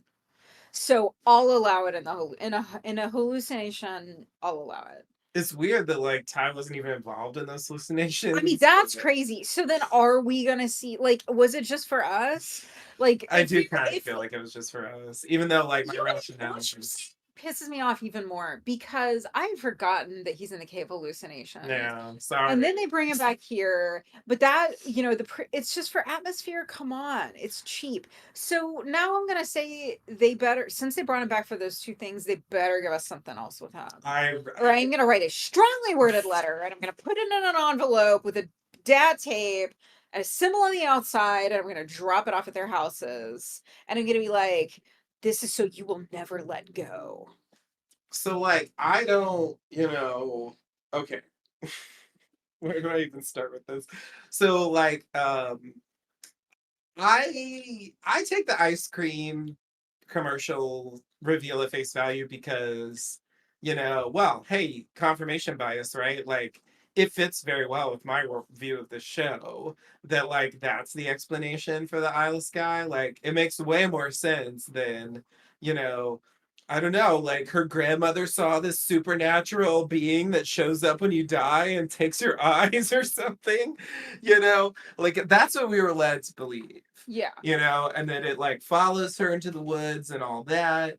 Yeah, but there was oh oh shit. This is like sorry, this is a minor tangent, but it's Yellowjackets related at least. Someone brought up, do you remember that scene? Do you remember that scene? Oh, now I don't quite remember the context, so it's gonna suck a little bit. But do you remember that scene from season one with Ty and Sammy where um like he does, I forget what he did. That's what I'm Wow. like, that's what I've lost. But like he's got that doll, Yeah. and she takes it away, and there's a scene where he's like, give it back. Yeah. And she's like, Sammy, you don't talk to me like that. Go to your room or whatever, right? Hmm. Like someone brought this up on Reddit, and I was like pretty convinced by it that he sensed that the bad one had designs on that doll, which the bad one did put Oh, the doll with the eyes popped out yeah. in the altar that happens at the end, and that like the reason why he's reacting like that is he He senses that sensed she's the it. bad one and then she's going to do something with his doll, Oh, and yeah. like I didn't pick that up, but Way like to look at go. Way to go, you on Reddit. yeah, Great. yeah. Like when they said that, because usually people say shit, and I'm like, that's the biggest stretch of bullshit I've ever heard. But like, I was like, you know what? That's Yeah, actually pretty no, I convincing. buy that for sure. I mean, kids are so perceptive, and they clearly are trying to tell us that he is. Yeah, totally. It fits. It fits with like the whole thing they've done, like with that character with that plus. So anyway, I was just like, yeah. And it's weird that I never, even though I've rewatched that scene multiple times, it never occurred to me to read it that way. Yeah. So I was like, oh yeah, that is totally what's going on Yeah, there. well done. So anyway, that's just I thought of it because I was thinking about how she pops the eyes out, implying I think a connection with the Isle Sky. Yeah. And obviously there was a season two stuff where we saw the bad one like following the Isle Sky to the symbol trees. Yeah, and then we've got the eyes scratched out of the card. I scratched out of the card. Yeah, that's a thing too. So there's definitely like some recurring symbols along those lines, I guess. And okay. And It's so just I was just sorry, I listening. was worried there's something wrong. No, no, I was steering off Um, into space, but I was okay, okay. listening. No, no, no. You don't actually have to listen. I just want to make sure there's nothing wrong. Anyway, um, uh, uh, so I feel like the show has like made and earlier this season also right in that scene where they're running away from the waiter, like there's a brief moment uh where Ty sees the eyeless guy. um Yeah. and so like I feel like the show has told us that at least for Thaisa, like the Isles guy is somehow linked in her mind with the bad one, or this persona that she has, or this side of her, as Van phrased it. And so I feel like the show is just using that as a shorthand. I agree it's cheap. I agree it's unnecessary. It just doesn't add anything to that. I agree it doesn't add anything. I maybe they do something with it. I'm just like, I feel like they have explained it, but that doesn't stop them from using it as shorthand. Like having established that it comes from nowhere, you Yeah. know, just like Shauna kept complaining about the breaks even after getting an explanation of what it was, Yeah. you know. That's how I'm taking it. We'll see if I'm right about that. But I also think it's interesting how in this scene, like she kind of pivots. Like the initial point is what you were saying, like the world won't accept that, us because we're gay. And then she goes into, this is going to follow us for the rest of our lives and we're going to have to keep this secret, and like that's a separate thing. Yeah. you know and it's like, but she doesn't really acknowledge, like, so like, but which is the reason you can't go back, like, Yeah. it's like, was she just saying the first thing as a like, and also, if we're together, like maybe we're gonna face some hostility, maybe we're gonna have some. Yeah. Is it part of just a general feeling of like, we don't, like Lottie says, we don't belong there Mm-hmm. anymore. And, the, yeah, but it is odd. I one would expect the power of the temptation of the possibility of going back Yeah, for creature comforts and civilization and everything to be outweighing. I mean, there that's has what to Van be a says, moment. literally. Yeah, and I mean, it's hard to understand how that could not be true. And as you pointed out earlier, Lottie's her own case, but Yeah, yeah, of course you need to come up with a plan, but you've got an allegedly 6-day hike yeah, to figure that out. And you can get there and you can overpower Cody and haul his ass back into the woods and kill him and bury him and go back to that spot and get yourself rescued. yeah, You can have all the time that you need to be, and maybe something like that is still going to happen. I mean, I don't see how it could, given that we know they're going to spend another winter there, but they could still try to get some kind of information out of him about, I mean, I don't know. yeah, I just they should be trying to think of like, okay, steady on. You guys want to stay fine, but let's still see what kind of information we can get. I mean, it's like crazy town this episode. yeah. I mean, I'm just thinking like Thaisa Turner, future lawyer, future potential state senator, one of the planniest planners in Plantown. Like, I, you know, I just don't think that, she's unwilling. So I guess, as I think about it here, I kind of feel like what they're telling us is, uh, Thaisa is worried about going home, but it's the bad one who wants to stay. Mm, yeah, okay. That's the way I want to take it, I guess. Which like is the only way it makes any sense to me. Yeah. Because I just don't buy that regular Thaisa actually wants to stay. Yeah. And maybe the point of doing this here is just to make it 100% clear that that's what's going on. Yeah, Um, I agree it's overkill, but sometimes shows overkill things. I'm looking at for you, sure. leftovers. Anyway.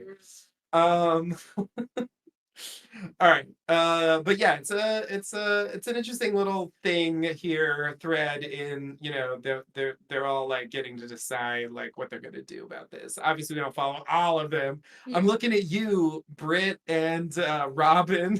I looked up their Brit and names. I Robin, looked up like, their names. yeah, Britt and Robin. yeah. We're not getting too deep into what they're thinking, but nonetheless. Okay. Are you ready to continue? Yeah, let's All go. right. So Shauna and Melissa pack. Shauna says that she's being weird. Melissa says she can't wait to get away from Shauna. Oh boy. She could They are still she teenagers. can She confronts Shauna about leaving her behind, shot with an arrow. Shauna says she knew Melissa would be okay because of Gin dealing with the wound. That's what she says. I'm like, what? It's so thin. I mean, I don't think we're supposed to really buy What? into that. Like, oh yeah, Gin. She's like all about She's so like good with wounds. handling wounds. She's like the wounds are like her superpower. Like, come on, like what? Like this just came out of nowhere. Anyway, not only that, she told Mari, "Stay here. If she dies, you die." She didn't say shit to. So it's like, why are you even? Okay, whatever. I just found this weird, but Sean is full of shit these days, so maybe She that is all it is. Okay, and also claims to be the fastest and that she wanted to get, quote, the guy who shot you. Melissa says she's lying. Shauna says she's still thinking about killing Cody for shooting you, and tries to defuse the situation. And she hands Melissa her hat, So romantic. which she puts on backwards, of course. Obviously, the only way you Uh, can do that. And yeah, Melissa is excited about going back to a normal, boring life. And as she says this, Shauna sees a moth. And we get flashes from the dream earlier, the fluorescent light fixture. They cut it in here full of moths. Melissa breaks her out of her daze and hands her the sheath or scabbard, and Shauna takes it. I'm just gonna call it that from now on. Mhm. When I learn two words, I want to use both of them every Yeah, time. obviously. Okay. So yeah, so first part, I mean, Shauna gives so many bullshit reasons here. It's like Yeah. I don't know if I buy any of these reasons. Yeah, she's running through excuses like she's Thaisa talking to Van. It's so true. It's so true. But I feel like they're even worse. Like they're even more They're flimsy. pretty weak, and they're also Because at just least what not. Thaisa said was mostly like valid, if like questionable whether it was enough. Like this stuff, I don't even know if I believe it. Here's my relationship advice to all of you out there. Even if you're you know, don't just make up a random assortment of excuses, even if there's truth in them. Um, Try to listen first. Lead with empathy. Oh my God, are you a Barbara? I'm a Barbara. I am a licensed relationship counselor, and Does I'm it say just that on your business card? it does. It does. And it also says my name, but I'll never reveal it. Um, yeah, it's just like, of course, Shauna won't even listen to try to understand or express any kind of compassion to Melissa in this moment of like, you know what, I'm sorry. It didn't I didn't intend it that way, but I understand why that hurt your feelings. Well, she's not What can I do to capable of make it that, up to apparently. you? The Shauna that I used to know could have done that, but like this version is just so wrapped up in her own bullshit that it really, I don't know. In that scene in the last episode, or actually it was 2 episodes ago, when she is instructing Natalie on how to prepare Ben's body and stuff. Mhm. There was like a flash of it because it felt like she could be so much meaner here than Yeah. she is and chooses not to. And I thought, like, oh, maybe we're heading, and it's just like it's been such a 180. And another thing I'll point out in that regard that people have said on Reddit that like I didn't really catch because of the shock of the moment, but like when Lottie axes Edwin in the back of the head, they cut to Shauna and she looks about as happy as she's looked the entire season. She is she's got the biggest smile on her face. It's like Wow. Christmas morning and she got the thing that she's been wanting all Wow. year. Like it's Wow. crazy the shot. Okay. It's like the biggest smile. I don't know. Anyway, Okay. just for an example of Shauna's like I don't know, total lack of any sort of like reasonable level of empathy or care about anyone else. Yeah. You know, that like that's her reaction to that. Like, what? Yeah, I need a roundup of the best gifts from this season. Yeah. Uh, that one sounds pretty enticing. You shared with me the one of Misty throwing the bone over her shoulder saying he died of natural yeah, causes. it's pretty great. Yeah. Which is fucking great. I mean, Absolutely the love it. internet has made such hay out of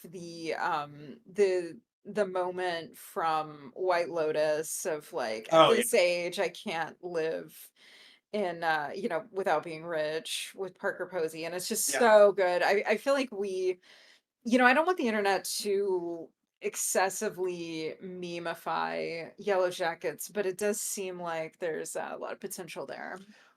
Yeah, I would agree.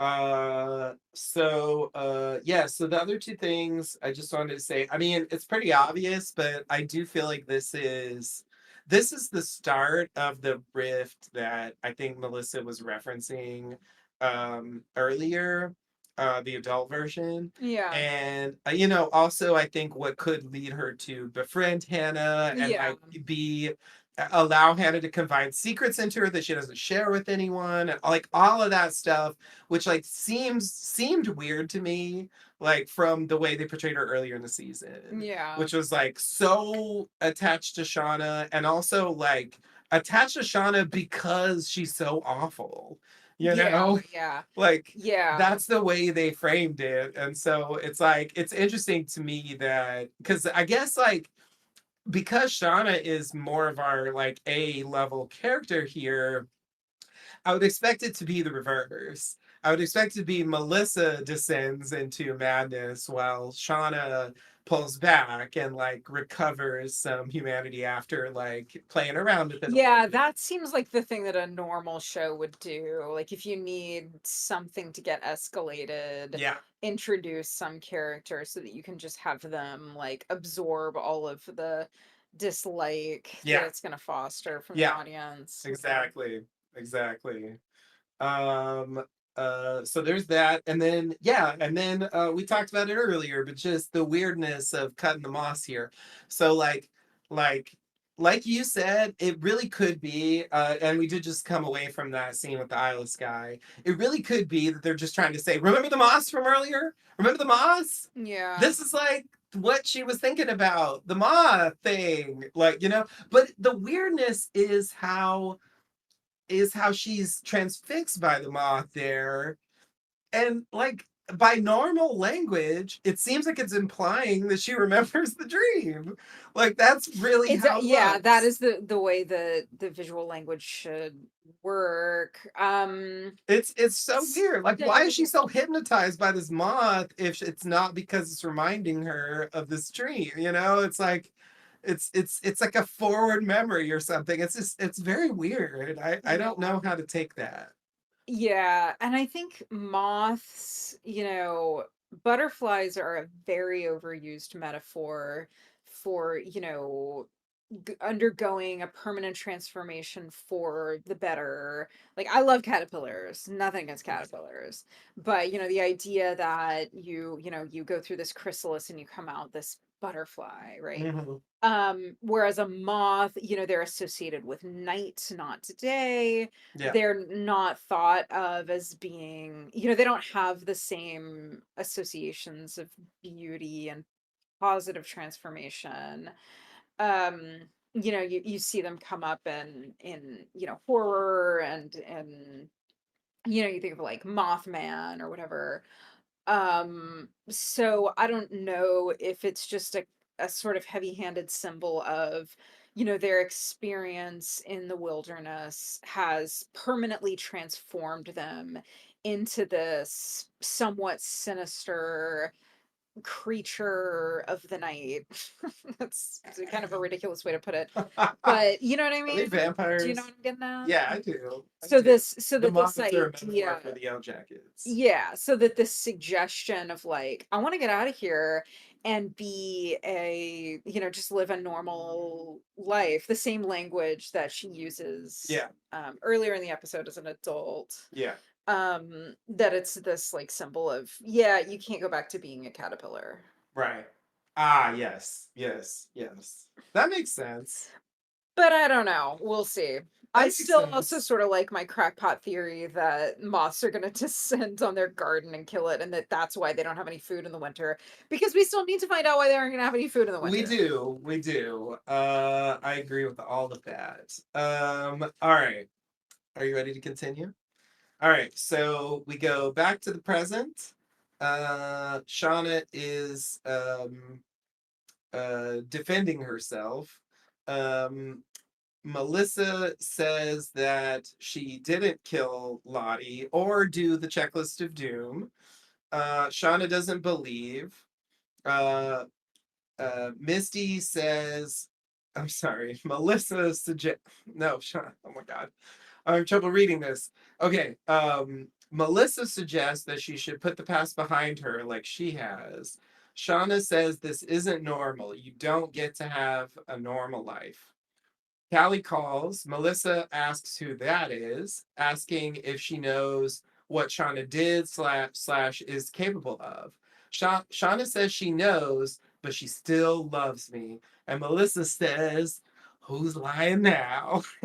Yep. All right. So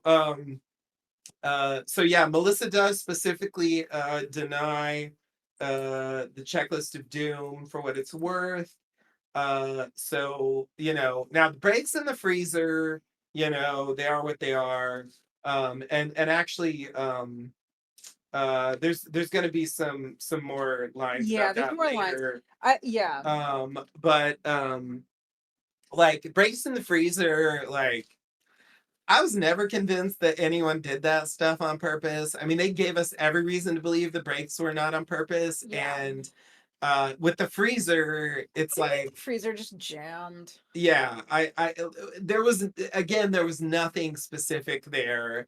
Now, with the phone, like, I will acknowledge that, it's like obviously it's not necessarily connected to anything, and like I'm willing to accept that it's just a weird coincidence.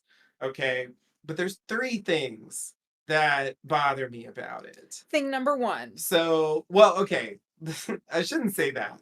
There's one thing that bothers me about it, and then there's, two elements that I think distinguish it from the breaks in the freezer. Okay. So, specifically, uh, Melissa talks about being uh, like knowing about Natalie's funeral. I think this is suggesting that it was her in that bar Yeah. watching them earlier in the season. Yeah. That she was keeping an eye. She, went to the funeral or she lurked at the funeral or whatever, and she followed them after. And, it's the same hair we see later when she drops off the tape, which she's admitted doing, right? So, like, there's just for the audience, there's a thread there of at least you could read it as like stalking Shauna or following Shauna or something. Yeah, it's horseshit for her to be like, you should move on like I have. Really, if you've moved on, how do you know so much about Lottie's camp? Yeah. Why were you lurking at the bar where we went after the funeral? Yeah, I Like, didn't even acknowledge that point because I have no answer for that. I don't think there is a good answer for that. I just got obsessed with how she doesn't know who Kevin Tan is. But yeah. anyway, I do think it's a valid point. And like you said, my answer is that she watches the show because sometimes it's the only answer that makes any sense. They just need to know stuff because like we saw it, so why don't they know it? We can't Mhm. do the work to actually explain why she would know any of that. Because the official story that the world heard was that Natalie overdosed and Kevin Tan was killed because he was revealed to be a crooked cop. And like none of that shit has anything to do with the Yellow Jackets specifically as a team or like doing a sacrifice or anything like that, Yeah. right? That no one should know about that unless they were actually there and they saw what happened. Or she's been like questioning people, you know, like how else? She went to see Lisa. Like I don't have any other reason like why, I mean, I don't even know how much Lisa knows. She didn't show up until like the last minute. So anyway, Yeah. whatever. Okay. Right. So yeah, the thing I was gonna say is that even though like I am perfectly willing to accept that the phone's not a thing. I mean, I think with Picture of the Wilderness combined with Queen of Hearts combined with turning the lights off Um, when you like someone is in there, or if you don't, you at least know someone could be in there. I feel like we have this debate It's weird every to leave her episode. phone. and Uh-huh. and so anyway, like I Sure. just think no, I'm not saying there is. It Mhm. absolutely doesn't have to mean anything, but like there's more to grab onto there than with the breaks of freezer. Sure. So like Okay. to me, like that was a more plausible story that it could have meant something than the other two, even if it turns out that it didn't, and it does seem like it didn't. Mhm. Okay, my final thing I want to say about that is I am still hung up on the thing they ended the episode on, the first one, where Shauna calls the bar back to ask about the phone, or is the second episode? Anyway, Yeah. Shauna calls him back. We get this crazy like back and forth cut with Melissa, right? Which here we are, Mhm. right? And who picked up the phone? What did they look like? I Right? That's what know. we end I on. We end know. on that point. I'm sorry I keep bringing it up, No, but but like yeah. it's like if you end an episode on a line that's as provocative as that, Yeah. you owe us something, You all owe right? us. How long You owe us. how long will it take to train an army? It's like it's not unheard of in TV to end an episode on a punchline and then do nothing with Yeah, it. for sure. So Shows live to write checks that they ain't ready to cash. I'm not saying that they have to. I'm just saying it bugs me when they Yeah. do I this agree, it's because annoying. they get me buying into something, and it's like if Shauna doesn't bring it up here, which she doesn't, by the Yeah. way, Yeah. then she's never gonna bring it up. Yeah. This was the only time it made any sense to bring it This up. is when it should have So happened. it's like if you're not even gonna talk about it, then I'm like, it feels like the show didn't even give a shit that she did that call, and they were just trying to like get us excited, Just but chivvy they up some drama. yeah, but they had no intention of actually following it up with anything. And Yeah. it's weird if Shauna got because it's just the time to say it. I Because it's like know. if she was told, oh, it was, whatever, like it was a short brunette or something, then it's like, okay, well then it obviously wasn't Melissa, Yeah. like Was it Hillary Swank type? yeah, No, he was the spitting image of Morgan Freeman. yeah, exactly. Exactly. That's what I'm saying. Like if because like we saw with the brakes, she goes to the mechanic, and the mechanic specifically says, "Nah, no one tampered with your brakes," Yeah. right? But it's like she's still. The point is, she's still sticking to that. I just feel like they should tell us that she was told something else, but she doesn't believe it, or she thinks, "Oh, you probably sent someone else to pick up the phone for you," or whatever. Like they don't have to do that much with it, but it just annoys me to like not even acknowledge it. Like I just anyway, Yeah. I'm so all right, I had to say it. Yeah, I I will move on understand. now, but I had to get it out. I understand. All right. All right. I'm relaxing now. Um, All right. Does Callie really not love Shauna? Do you think that's true? well, it's already a lie that she doesn't know what happened. I mean, I don't like to answer questions like, does this child love their parent? Because I don't think there's a simple yes or no answer to that.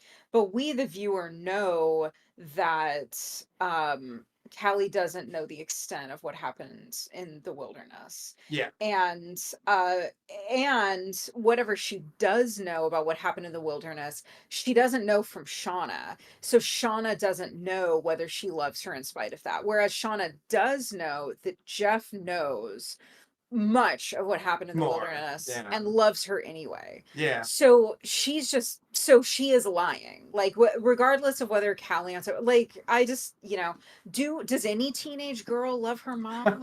Like it's not, I don't think that's the question. I Well, think she can be lying either way. I only ask it in the sense of where we're going this season with Callie. Well, I would, yeah. I mean, where are we going this season with Callie, and how does that relate to her feelings of loyalty to her mom?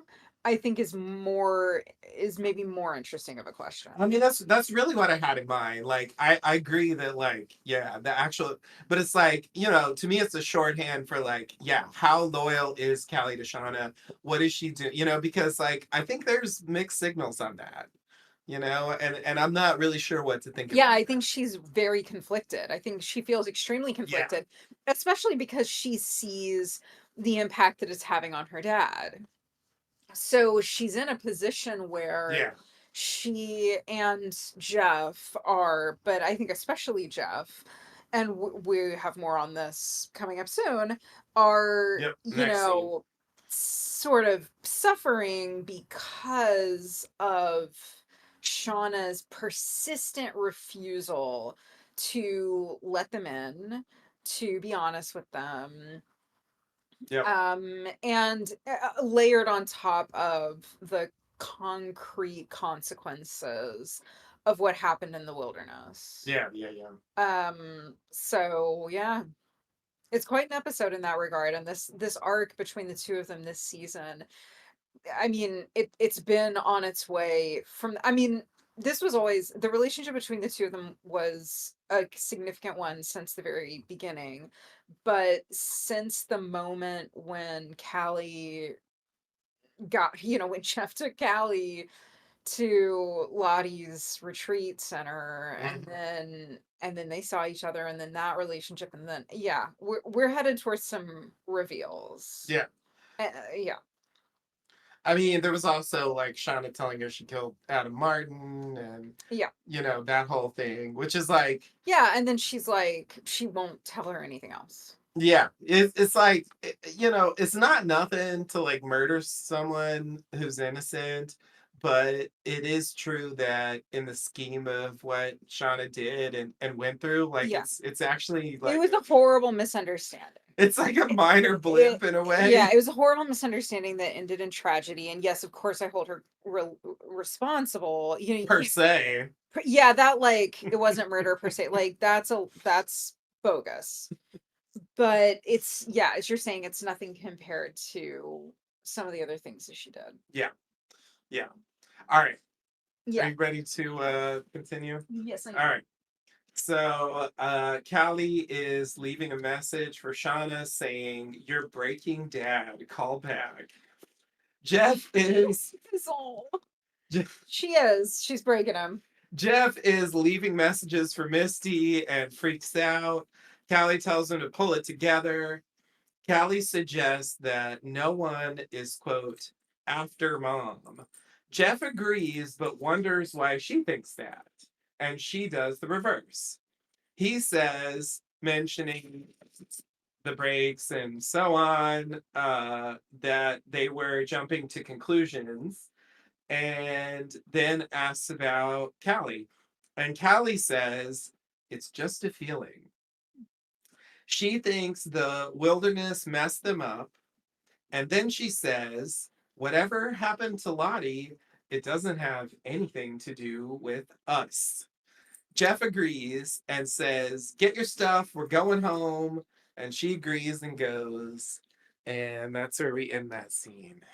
Because did Yes. they really need to come to the So hotel at all? Like, it's not clear that they did. so I this is the scene, this is the moment that, like, whatever happened to Lottie doesn't have anything to do with us.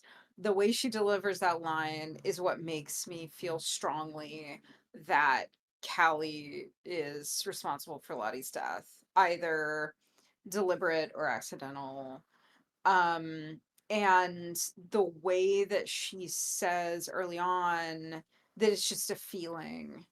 So I think you might have pointed out earlier that in the past storyline, there's this whole thing of like, there's a feeling. They have this feeling. Doesn't feel right. Doesn't feel Yeah. right thing. Yeah.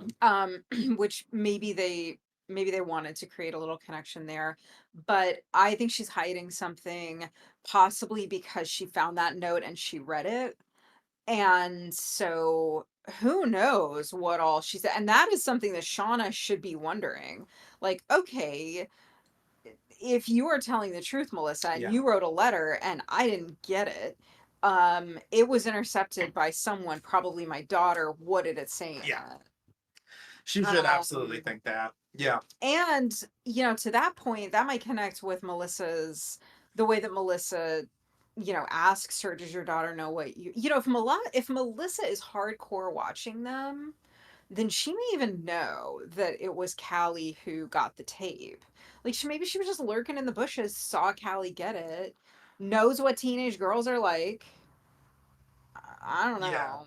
I think she was lurking actually, and I think she might have seen. My point was just that she doesn't know what Kelly did after that, and Yeah, and but she knows that Shauna showed up, yeah, so she knows that she she got the knows that tape. she knows that the Shauna got the So, tape. like, for all she knows, she should have gotten the note. Like, so that's what I'm saying. Like, that's part of why I believe the note, because, again, unless you watch the show like she did in season 2, she really shouldn't know that, like, Callie withheld the note if that's really what happened. I'm just saying that Melissa knows what was in that note, and assuming there was a note. Yeah. And so if she sees that Callie got the envelope, she might wonder if, being a teenage girl, she looked at the contents of the envelope before giving it to her mom. Yeah, yeah, yeah, yeah. In which case it could have, so like, we, the viewer, don't yet know what was in that letter. Yeah, it's true. And so if there was something in that letter that, yeah, I don't know. You know what I'm saying? I 100% know what you're saying. And yeah, I think it's valid. And yeah, in a way, I think it's weird that it doesn't come up here, but maybe they're just saving it. I think they're saving it. Um, I think it's going to be something pretty explosive. yeah. Okay. All right. So let's talk about this Lottie thing for a little bit. Yeah. So there's a couple things I want to mention. I mean, obviously, I think there's various possibilities. I'm not convinced yet that Lottie was actually murdered and that it wasn't just some kind of assisted suicide or whatever you want to call it kind of deal. Even if it involved Callie and or the bad one. I'm holding out for the bad one too. I feel like she could have been there too. I think there's room for that, and I'll talk about that more later.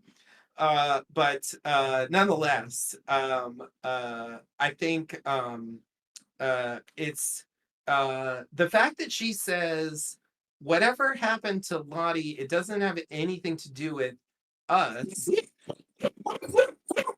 Who's us? as opposed to it doesn't have anything to do with Mom. mom. Yeah. Right? She could have said that. She says she doesn't think anyone is, quote, after mom, where she could have said, I don't think anyone is after us, because Shauna Yeah. said someone's trying to kill us. And then, when they got to the hotel, she's like, well, I'm marked for death. I want to know more about that. Right? That whole thing I Yeah. was complaining about. Yeah. Right? So I just, to me, it's notable that she says this. And this is one of the reasons that makes me think that if she was involved in Lottie's death, it wasn't about murdering her.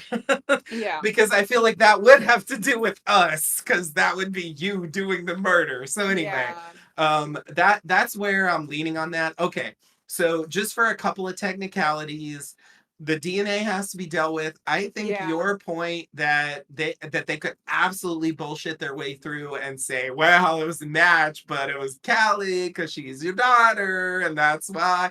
That's there. There's no denying it, and I'm ready to believe that they'll say that. Even if, like, in real life, if you do a DNA test, you can tell a difference between Yeah. a parent and a child, and Walter would know that, and he could know that it wasn't fucking Shauna, it was someone related to Shauna. And if he said that, that would have been too big of a giveaway, and that's why he didn't say that. I feel like that's what's going on there. Okay.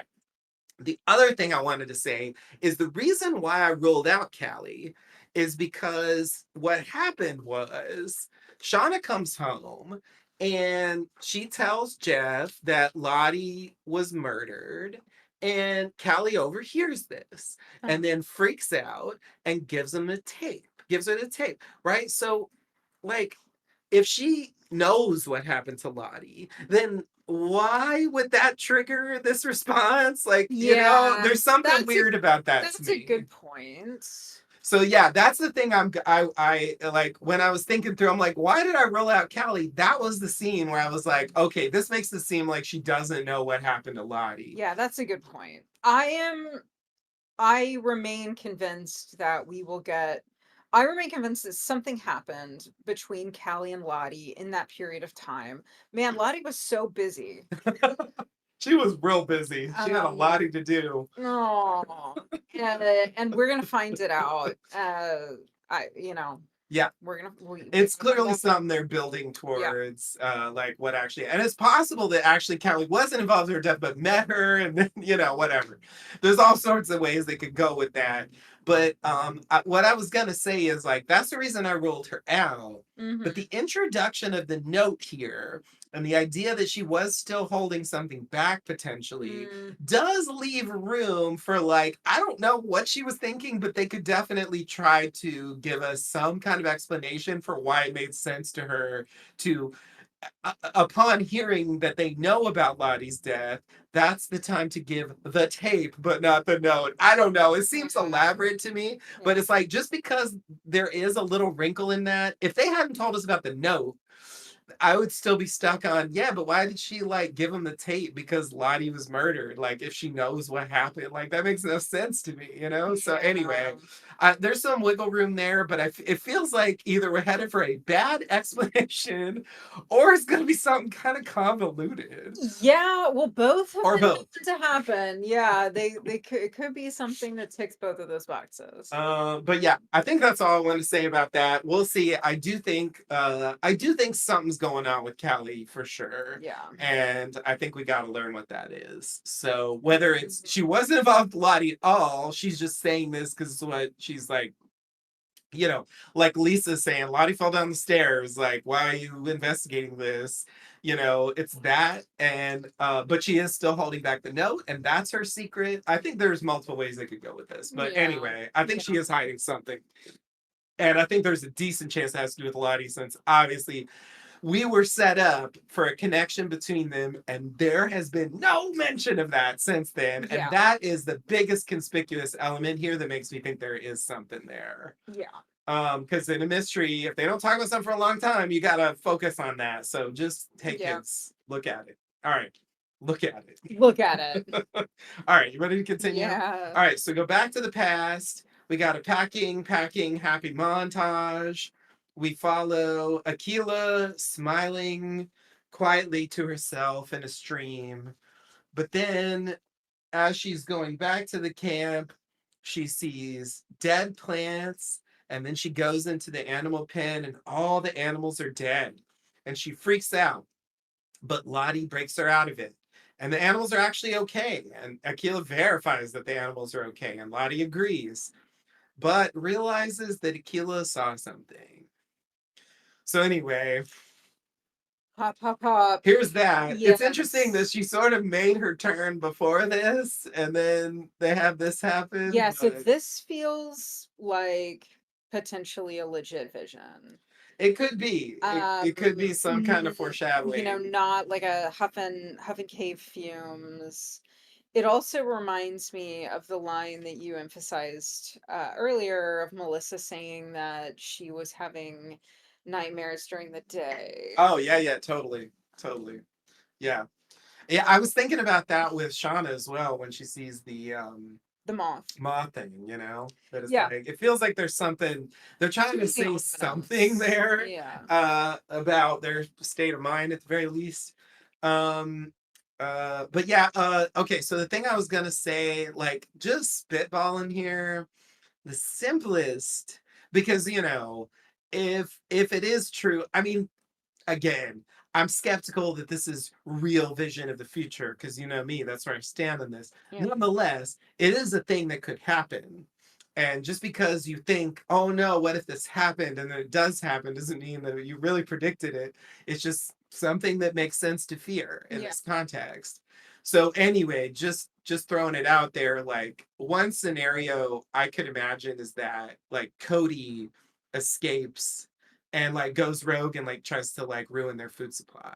Yeah, so I kept thinking Ben was going to somehow ruin their food supply.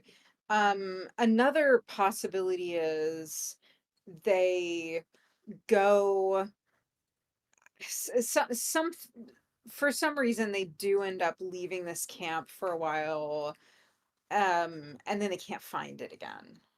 Mm-hmm. And it all just dies. But I don't know. But I was also looking and the animals weren't bloody. Um or it didn't look bloody to me. I thought I saw a little blood, but I would agree that I wouldn't describe him as bloody for what it's worth. So I don't know, some kind of disease or That's the other thing I was thinking. Like maybe, yeah, they just all get sick, or and you know they could have some pseudoscience. Even Hannah's like, oh yeah, there's like blah blah blah. I don't know what you yeah. say exactly, but like these environments aren't good for these type of animals, and normally they would be blah Yeah. blah blah, I but you're don't know. keeping them in a pen, so they can't do that. I don't know, some That's shit like that. Yeah, I hate it. Thank you. I hate it. Well, sorry. That's just the kind of thing I could see the show Yeah, yeah, doing. yeah. I mean, they had like 50 birds fly into a roof Yeah, for a this bullshit thing, explanation. well, right. This thing about they think that there's this theory that the Salem witch trials happened because people ate this grain that had like uh some kind of bacteria in it or something that like made them crazy Ah, and paranoid. What turns is you the into a witch. No, no. I'm sorry. I just wanted to take it there. What is it? I know What that's is not what what is you the meant. green? Orange. What is it? Oh, Barley? barley. Is it Yeah, barley? I think so. Anyway, um, yeah, I don't know. So like, I'm imagining that like, oh yeah, that grain you've been feeding the animals, it must have had that particular fungus in it, and it made them go crazy and die. Yeah. Yeah, Anyway, it could be that. It's just like you know, like we have these lines about Melissa forming a bond with Hannah, which implies some amount of time. And we also have, we killed Hannah, but like no one has said shit about what happened to Cody.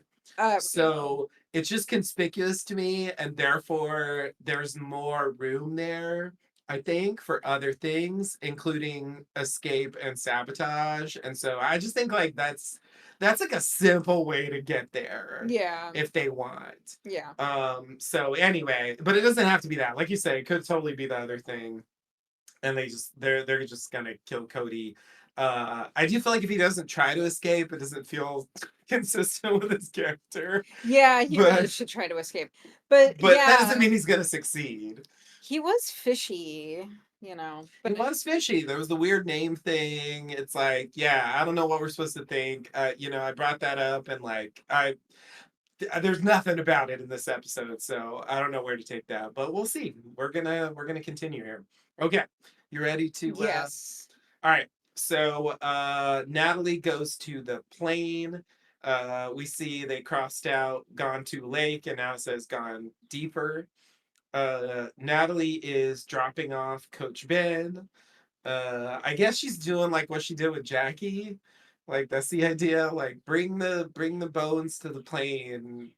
Even though like the rationale back then was it's too the ground is too hard to bury her, and we'll do it later. And now, like, they just buried Edwin, so obviously that's not the case. But she's just doing. I don't know. I don't know why she's doing this, but Yeah, anyway, like if they find his leg here outside and his severed head inside the plane, then they won't go looking for the rest of his body. They'll just go for the easy win. that was a wild, wild plane crash. Wow. Um, Wow, the FAA is going to be studying this one for years. anyway, she says goodbye and says she's sorry he didn't make it to this point. And then she hears a noise outside the plane, and she tells it that we are going home, we're leaving you behind. Yeah, that's crazy. And like, I don't want to make too much of this. I think I more or less get what they're doing here, but it was a little striking to me that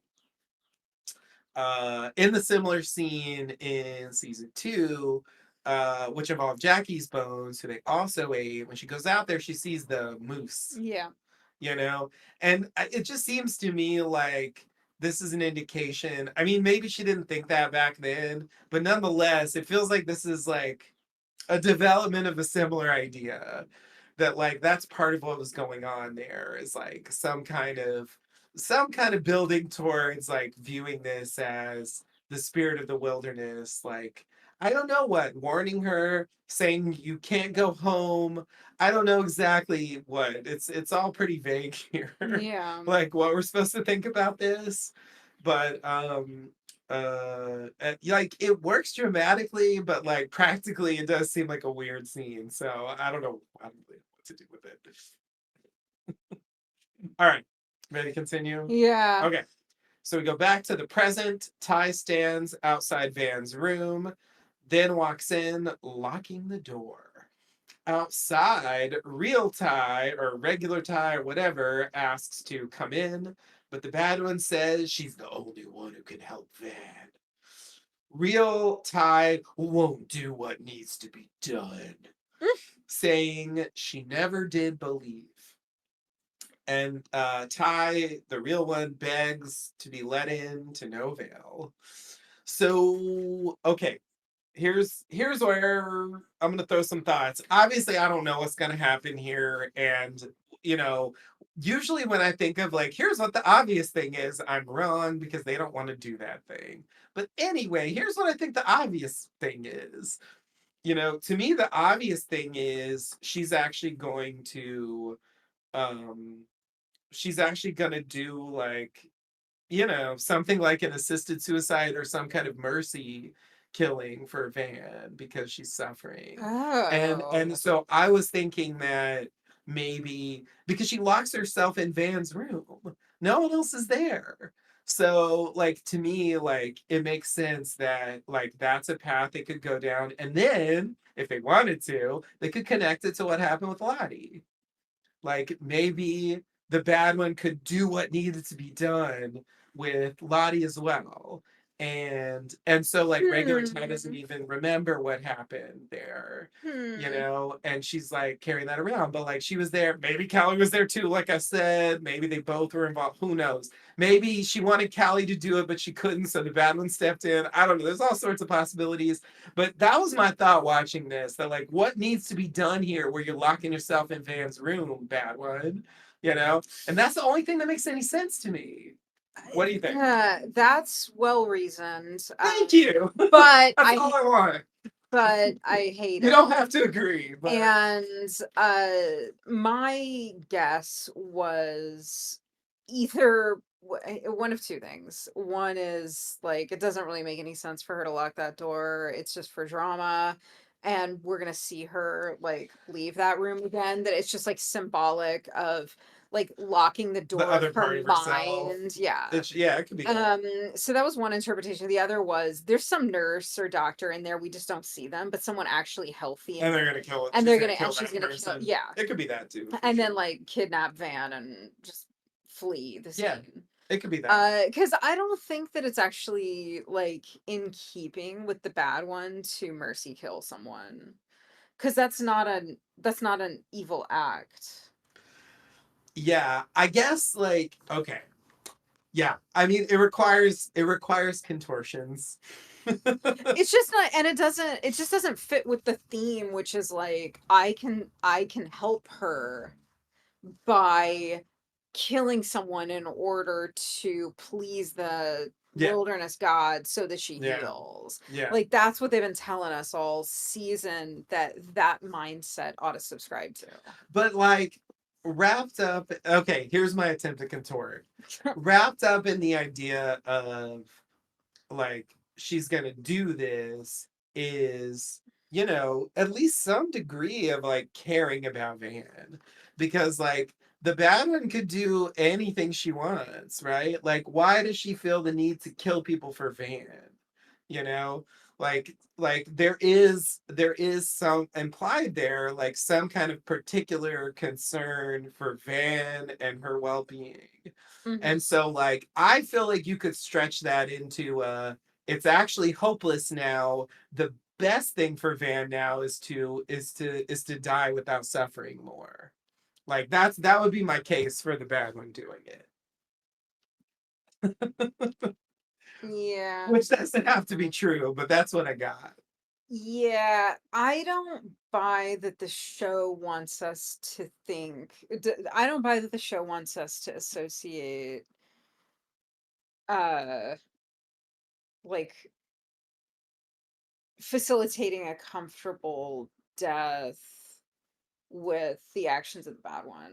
That's fair. I guess I should say the other thing is like I'm like, well, if this was also linked to Lottie's death, that would be a way to tie the two together. And it's like Yeah. part of me is like wanting to make that work. Well, So so I really don't want the answer to be that the bad one is like killing off the remaining the name Dr. Yellowjackets. Kevorkian.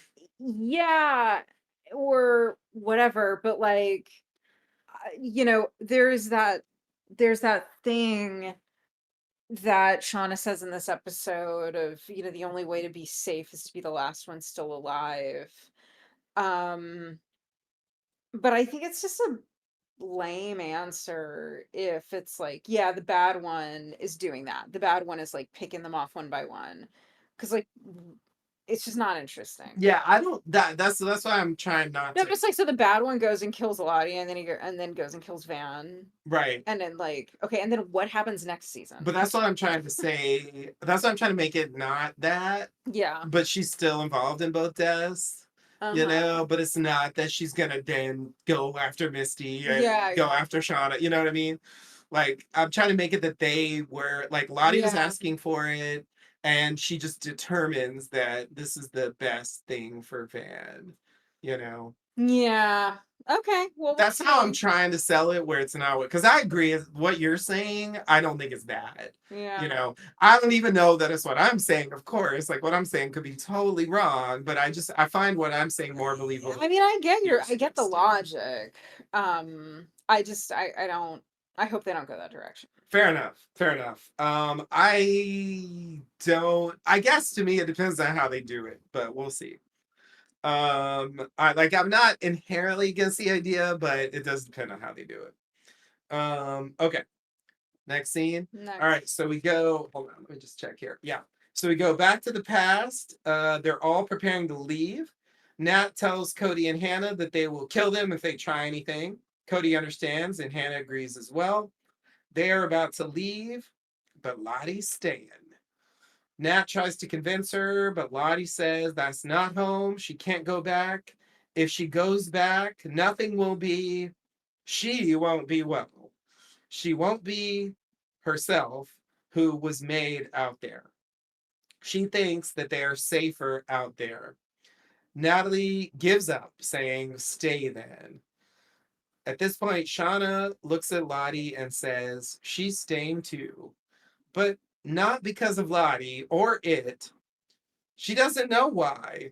She says, Something doesn't feel right.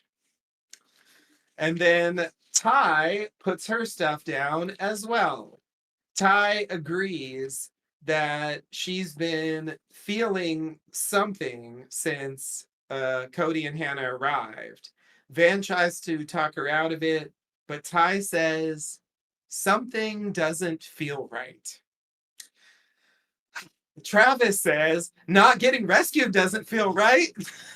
It's like, thank you. Thank you.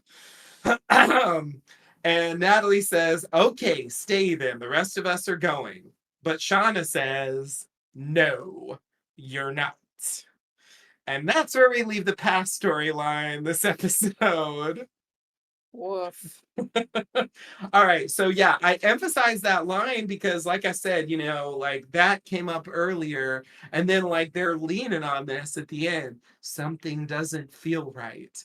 And it's like it's such a vague idea. Like I don't It is, but the guy who got axed in the head also felt like there was something up with Cody. And so, they play it like he's maybe just jealous of Cody.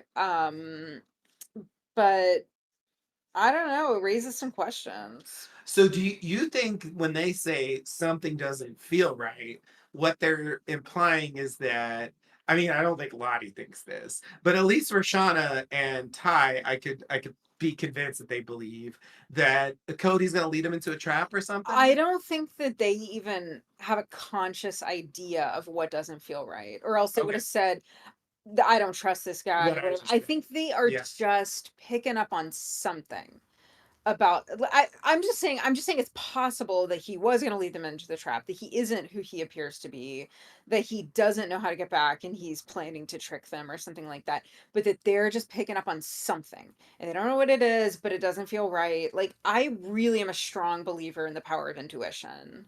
That makes me sound like I'm a psychic or something. I don't call 900 numbers to talk to Madame Cleo. But I think that intuition is a powerful thing, and I do think it's possible that they're all just picking up on something that is legitimate. But Lottie is on her own with Lottie's in a it. different world for sure.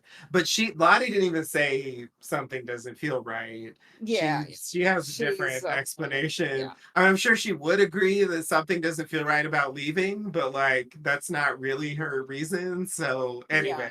But yeah, like since like, well, Shauna, meh, but like she at least has some degree of a rational brain and like Ty definitely does. So it's like, if they're gonna put all this weight on it to bail out on a rescue thing, like that's a lot. And then like not only is Shauna like something doesn't feel right, I'm not going. yeah. Shauna's like something doesn't feel right. You None of can't you are go. going. Yeah, And I'm just that's like, next level. who are you to say that? Yeah, Like, you don't get to decide how we feel about that. What if we don't think? What if, like Travis said, what doesn't feel right is not getting rescued? How about yeah, that? What if that's not? Why is your feeling that something doesn't feel right more valid than yeah, our feeling that it does feel right to try to get rescued? Like, it's bullshit. And also, I'm thinking, what you gonna do? Like, she can't stop them from leaving. So I'm just wondering, like, what the fuck is her plan? Is she gonna like hold someone hostage and threaten it? Like what exactly is she gonna do to hold him there? Because like physically, there's no way she can stop them from leaving. You know, like yeah, even if Ty and Lottie help, the three of them together could not stop that entire group from leaving if they want to leave. yeah. So it's just like, what, like, what are you trying to do? And it's like, are they just gonna agree because, quote, she's the leader? Like, why? Because we know they're not gonna get rescued, right? Like, that's predetermined. So, are they gonna go and then like regret it? Is like, like, how is this confrontation gonna be resolved? Because it's just like, it just feels like such a nothing threat. Like, okay, now what? What? We're walking away. What are you gonna do now? What are you gonna do to stop me, Coach? Yeah, Like, what's the plan? yeah. Like, it's bullshit. Like, I don't know. I'm really curious, like how they get out of this, because it just seems like such a dead end scene, but they end it here, so it makes it seem like it will matter for some reason. And it's just like, will like enough of them be convinced by Shauna that like now they can't overpower them anymore? I don't know. These are good I questions. don't know. There's something, yeah, there's something weird about this. Um, yeah, right. Ty said she's been feeling something since they arrived. And it's like what, like, it's like I just wish they'd be more concrete about this. I want to know, like, what exactly are you worried about? It's fine if you want to say we don't belong back there. We're but the stuff Lottie said, which like I don't agree with, but it's like I get it, it's valid. Yeah. But just hanging it on and like, there's been something weird. I don't know. Let's not get rescued. Like it just seems like I don't know. I'm on the side of like if I were there, I'd be like, fuck that. Let's go. Y'all stay if you want. Yeah, it'll be interesting to see what the next scene is, or if they even just fast forward so that they don't have to deal with Deal with the it. Yeah. immediate fallout of Yeah. that. Yeah. Yeah. It's just I don't know. Okay. Are you ready to continue? Yeah. All right. So Jeff goes to check out. There's a bit of banter with what do you call these people? I couldn't come up with a good name. The people who work at the front desk of a hotel. Uh, I I put front desk person, there you but go. like I Clerk? clerk, front Clerk? desk clerk. Okay, Yeah. okay, okay. That's good. Um, like Jeff makes her day. She's very pleased when he walks away. They Uh-huh. have like a fun little interaction, and he's like, "Thanks, Tanya," and she's like, Yeah. "Have a good day, sir." And it's just like they're making a Peak point Jeff. that like that they kind of highlight later. Like I didn't the first time we watched this, I didn't get what the point of this was, but the second time I was like, "Oh, they're making a point about Jeff specifically here." Yeah. Anyway, the Joels come in. Jeff goes over and makes another pitch saying Shauna is unhinged, but he's not. He's affable. Yeah. Which that's the thing. Yeah, yeah. And then he says, haven't you ever fallen in love with an unhinged woman, or has every woman you've ever been with been fucking boring? Callie watches. Jeff makes the final pitch and they exit.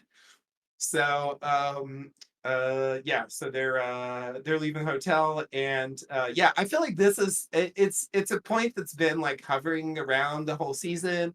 There was that line that I keep bringing up that Shauna said, like what would happen at her funeral, her husband blossomed after her death. Yeah. There was when they go to the home where Misty works and like Jeff gets in there and like everybody's just fucking loving it. Yeah. They can't get enough. Yeah. He's just spreading joy all around. And then we get another scene here with this front desk clerk where he does the same thing.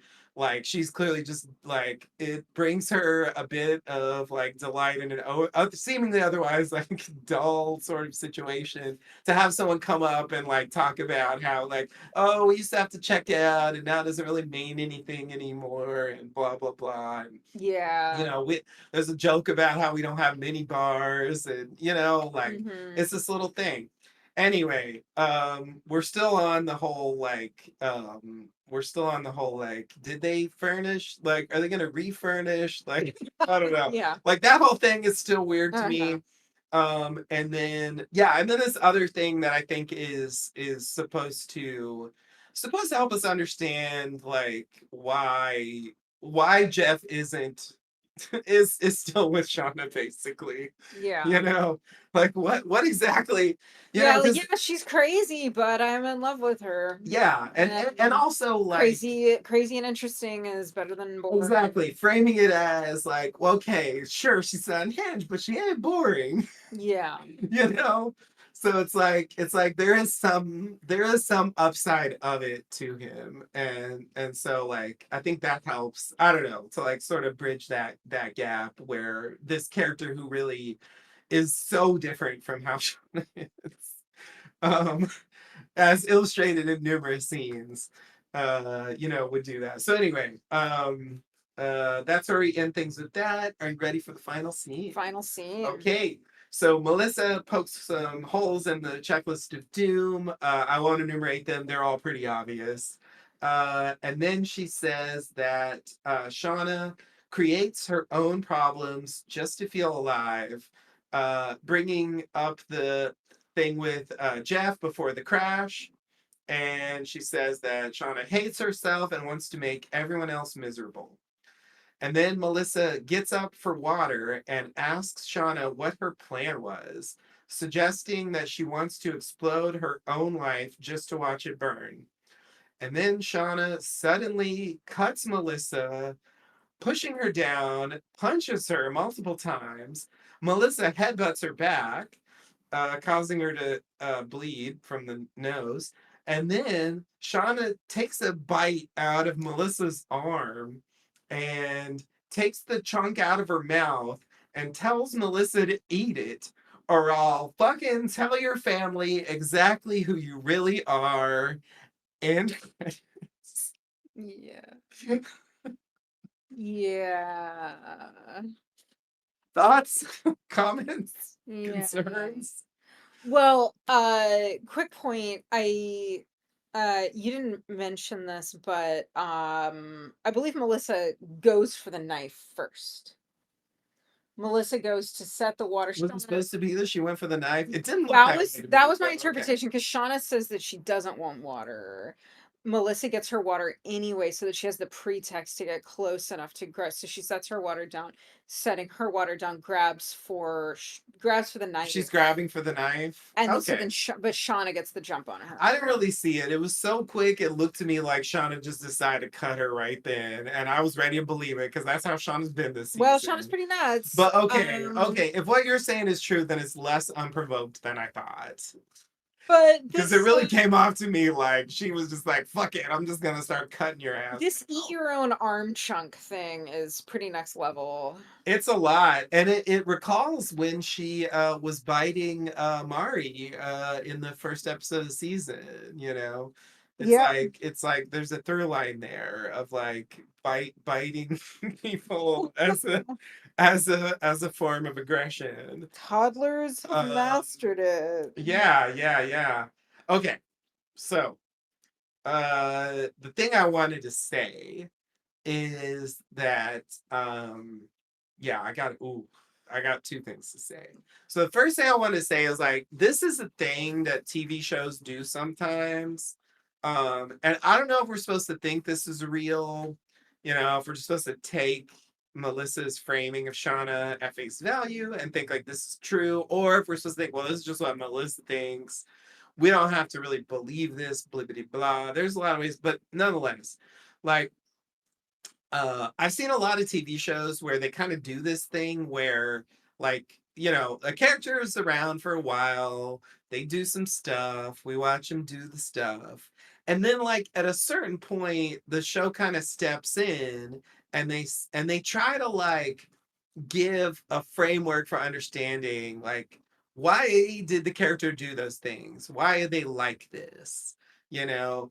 And so I mean I feel like this is their attempt, and you know I think like there is a logic to saying that, you know, the thing with Adam Martin is an example of, how does she say it, wanting to explode her own life just to watch it burn, you know, that like Yeah. there she was flirting with disaster that whole time, Yeah. Yeah. you know. And like it didn't really feel that way because they also, there was also this context of she thought Jeff was having an affair, and like so you're kind of more on her side in that scenario, you know.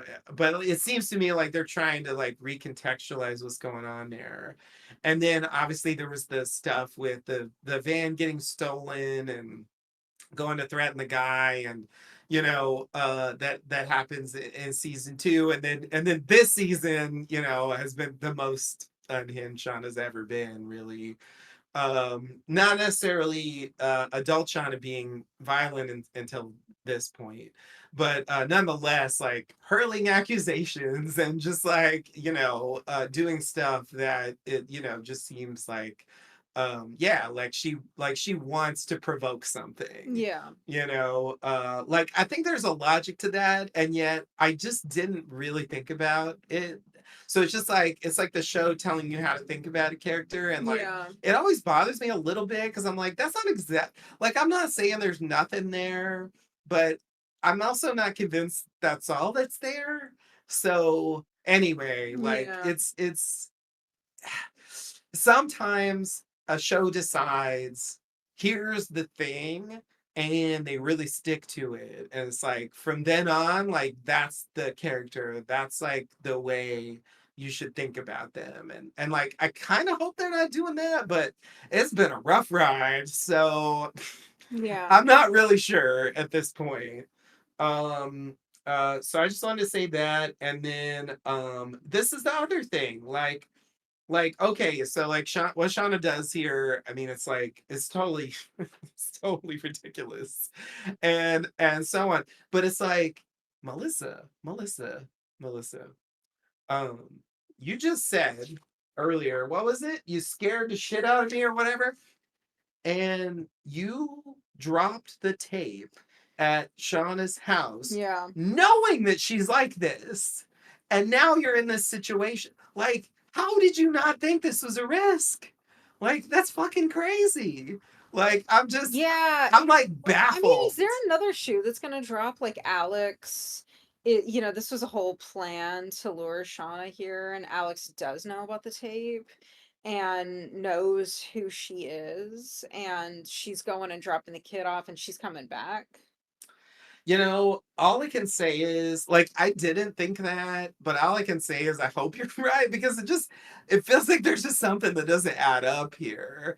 With, like, if you really believe that, then what the fuck are you doing? Like, send it to Yeah. Thaisa, send it to Misty, send it to Lottie, like anyone rather than Sean. Like, Yeah. God, like, look where it ended Yeah, but up. it's like she's got this background with Shauna. True, true. So But the background seems like it, you know, ended up in a place of total separation and mistrust and yeah. so on. So it's just like, Yeah, I hear what you're saying. you know, like, I don't know, like, to me, like, that's really weird. It sort of made more sense earlier, before they told us that there was this rift later, Yeah. because I didn't think that earlier, and so, like, it made more Yeah. sense. I don't know, so maybe it's this thing where it felt like it makes sense earlier, but now that we're at this point, it no longer does, and like, that's But just they're how it locked in. is. Yeah. That's just the TV writing trap that happens Well, it's like sometimes. she never had a relationship with the others. Right, So, right, right. There is that, but then there's but destroying it. it still just doesn't make sense why she sent the tape. It doesn't. I mean, I think ultimately it has to be a contrivance, because if she just destroyed the tape, there's no plot. Right. So you just don't even, Yeah. have that happening. I don't suspect her of being involved with Lottie, for what it's worth, Yeah. even though it's possible. Like, it's not like we know for sure. I just I don't know. My something doesn't feel right about that to me, shall we say. See? See how useful that is? It's it's not ringing true to my ears that it's gonna be that. I feel like we're heading for the Cali thing, the Badwood thing, or both. That's my expectation going forward with that. I still think there's some extra element they haven't told us, but um that's what I'm expecting. So anyway, Yeah. that's what I have to say about that Well, we scene. just have two more episodes and then we'll have all of our We're gonna know answers. everything there is to know in the world. All right. Well, until next time. Buzz, Buzz, buzz, buzz, buzz. buzz.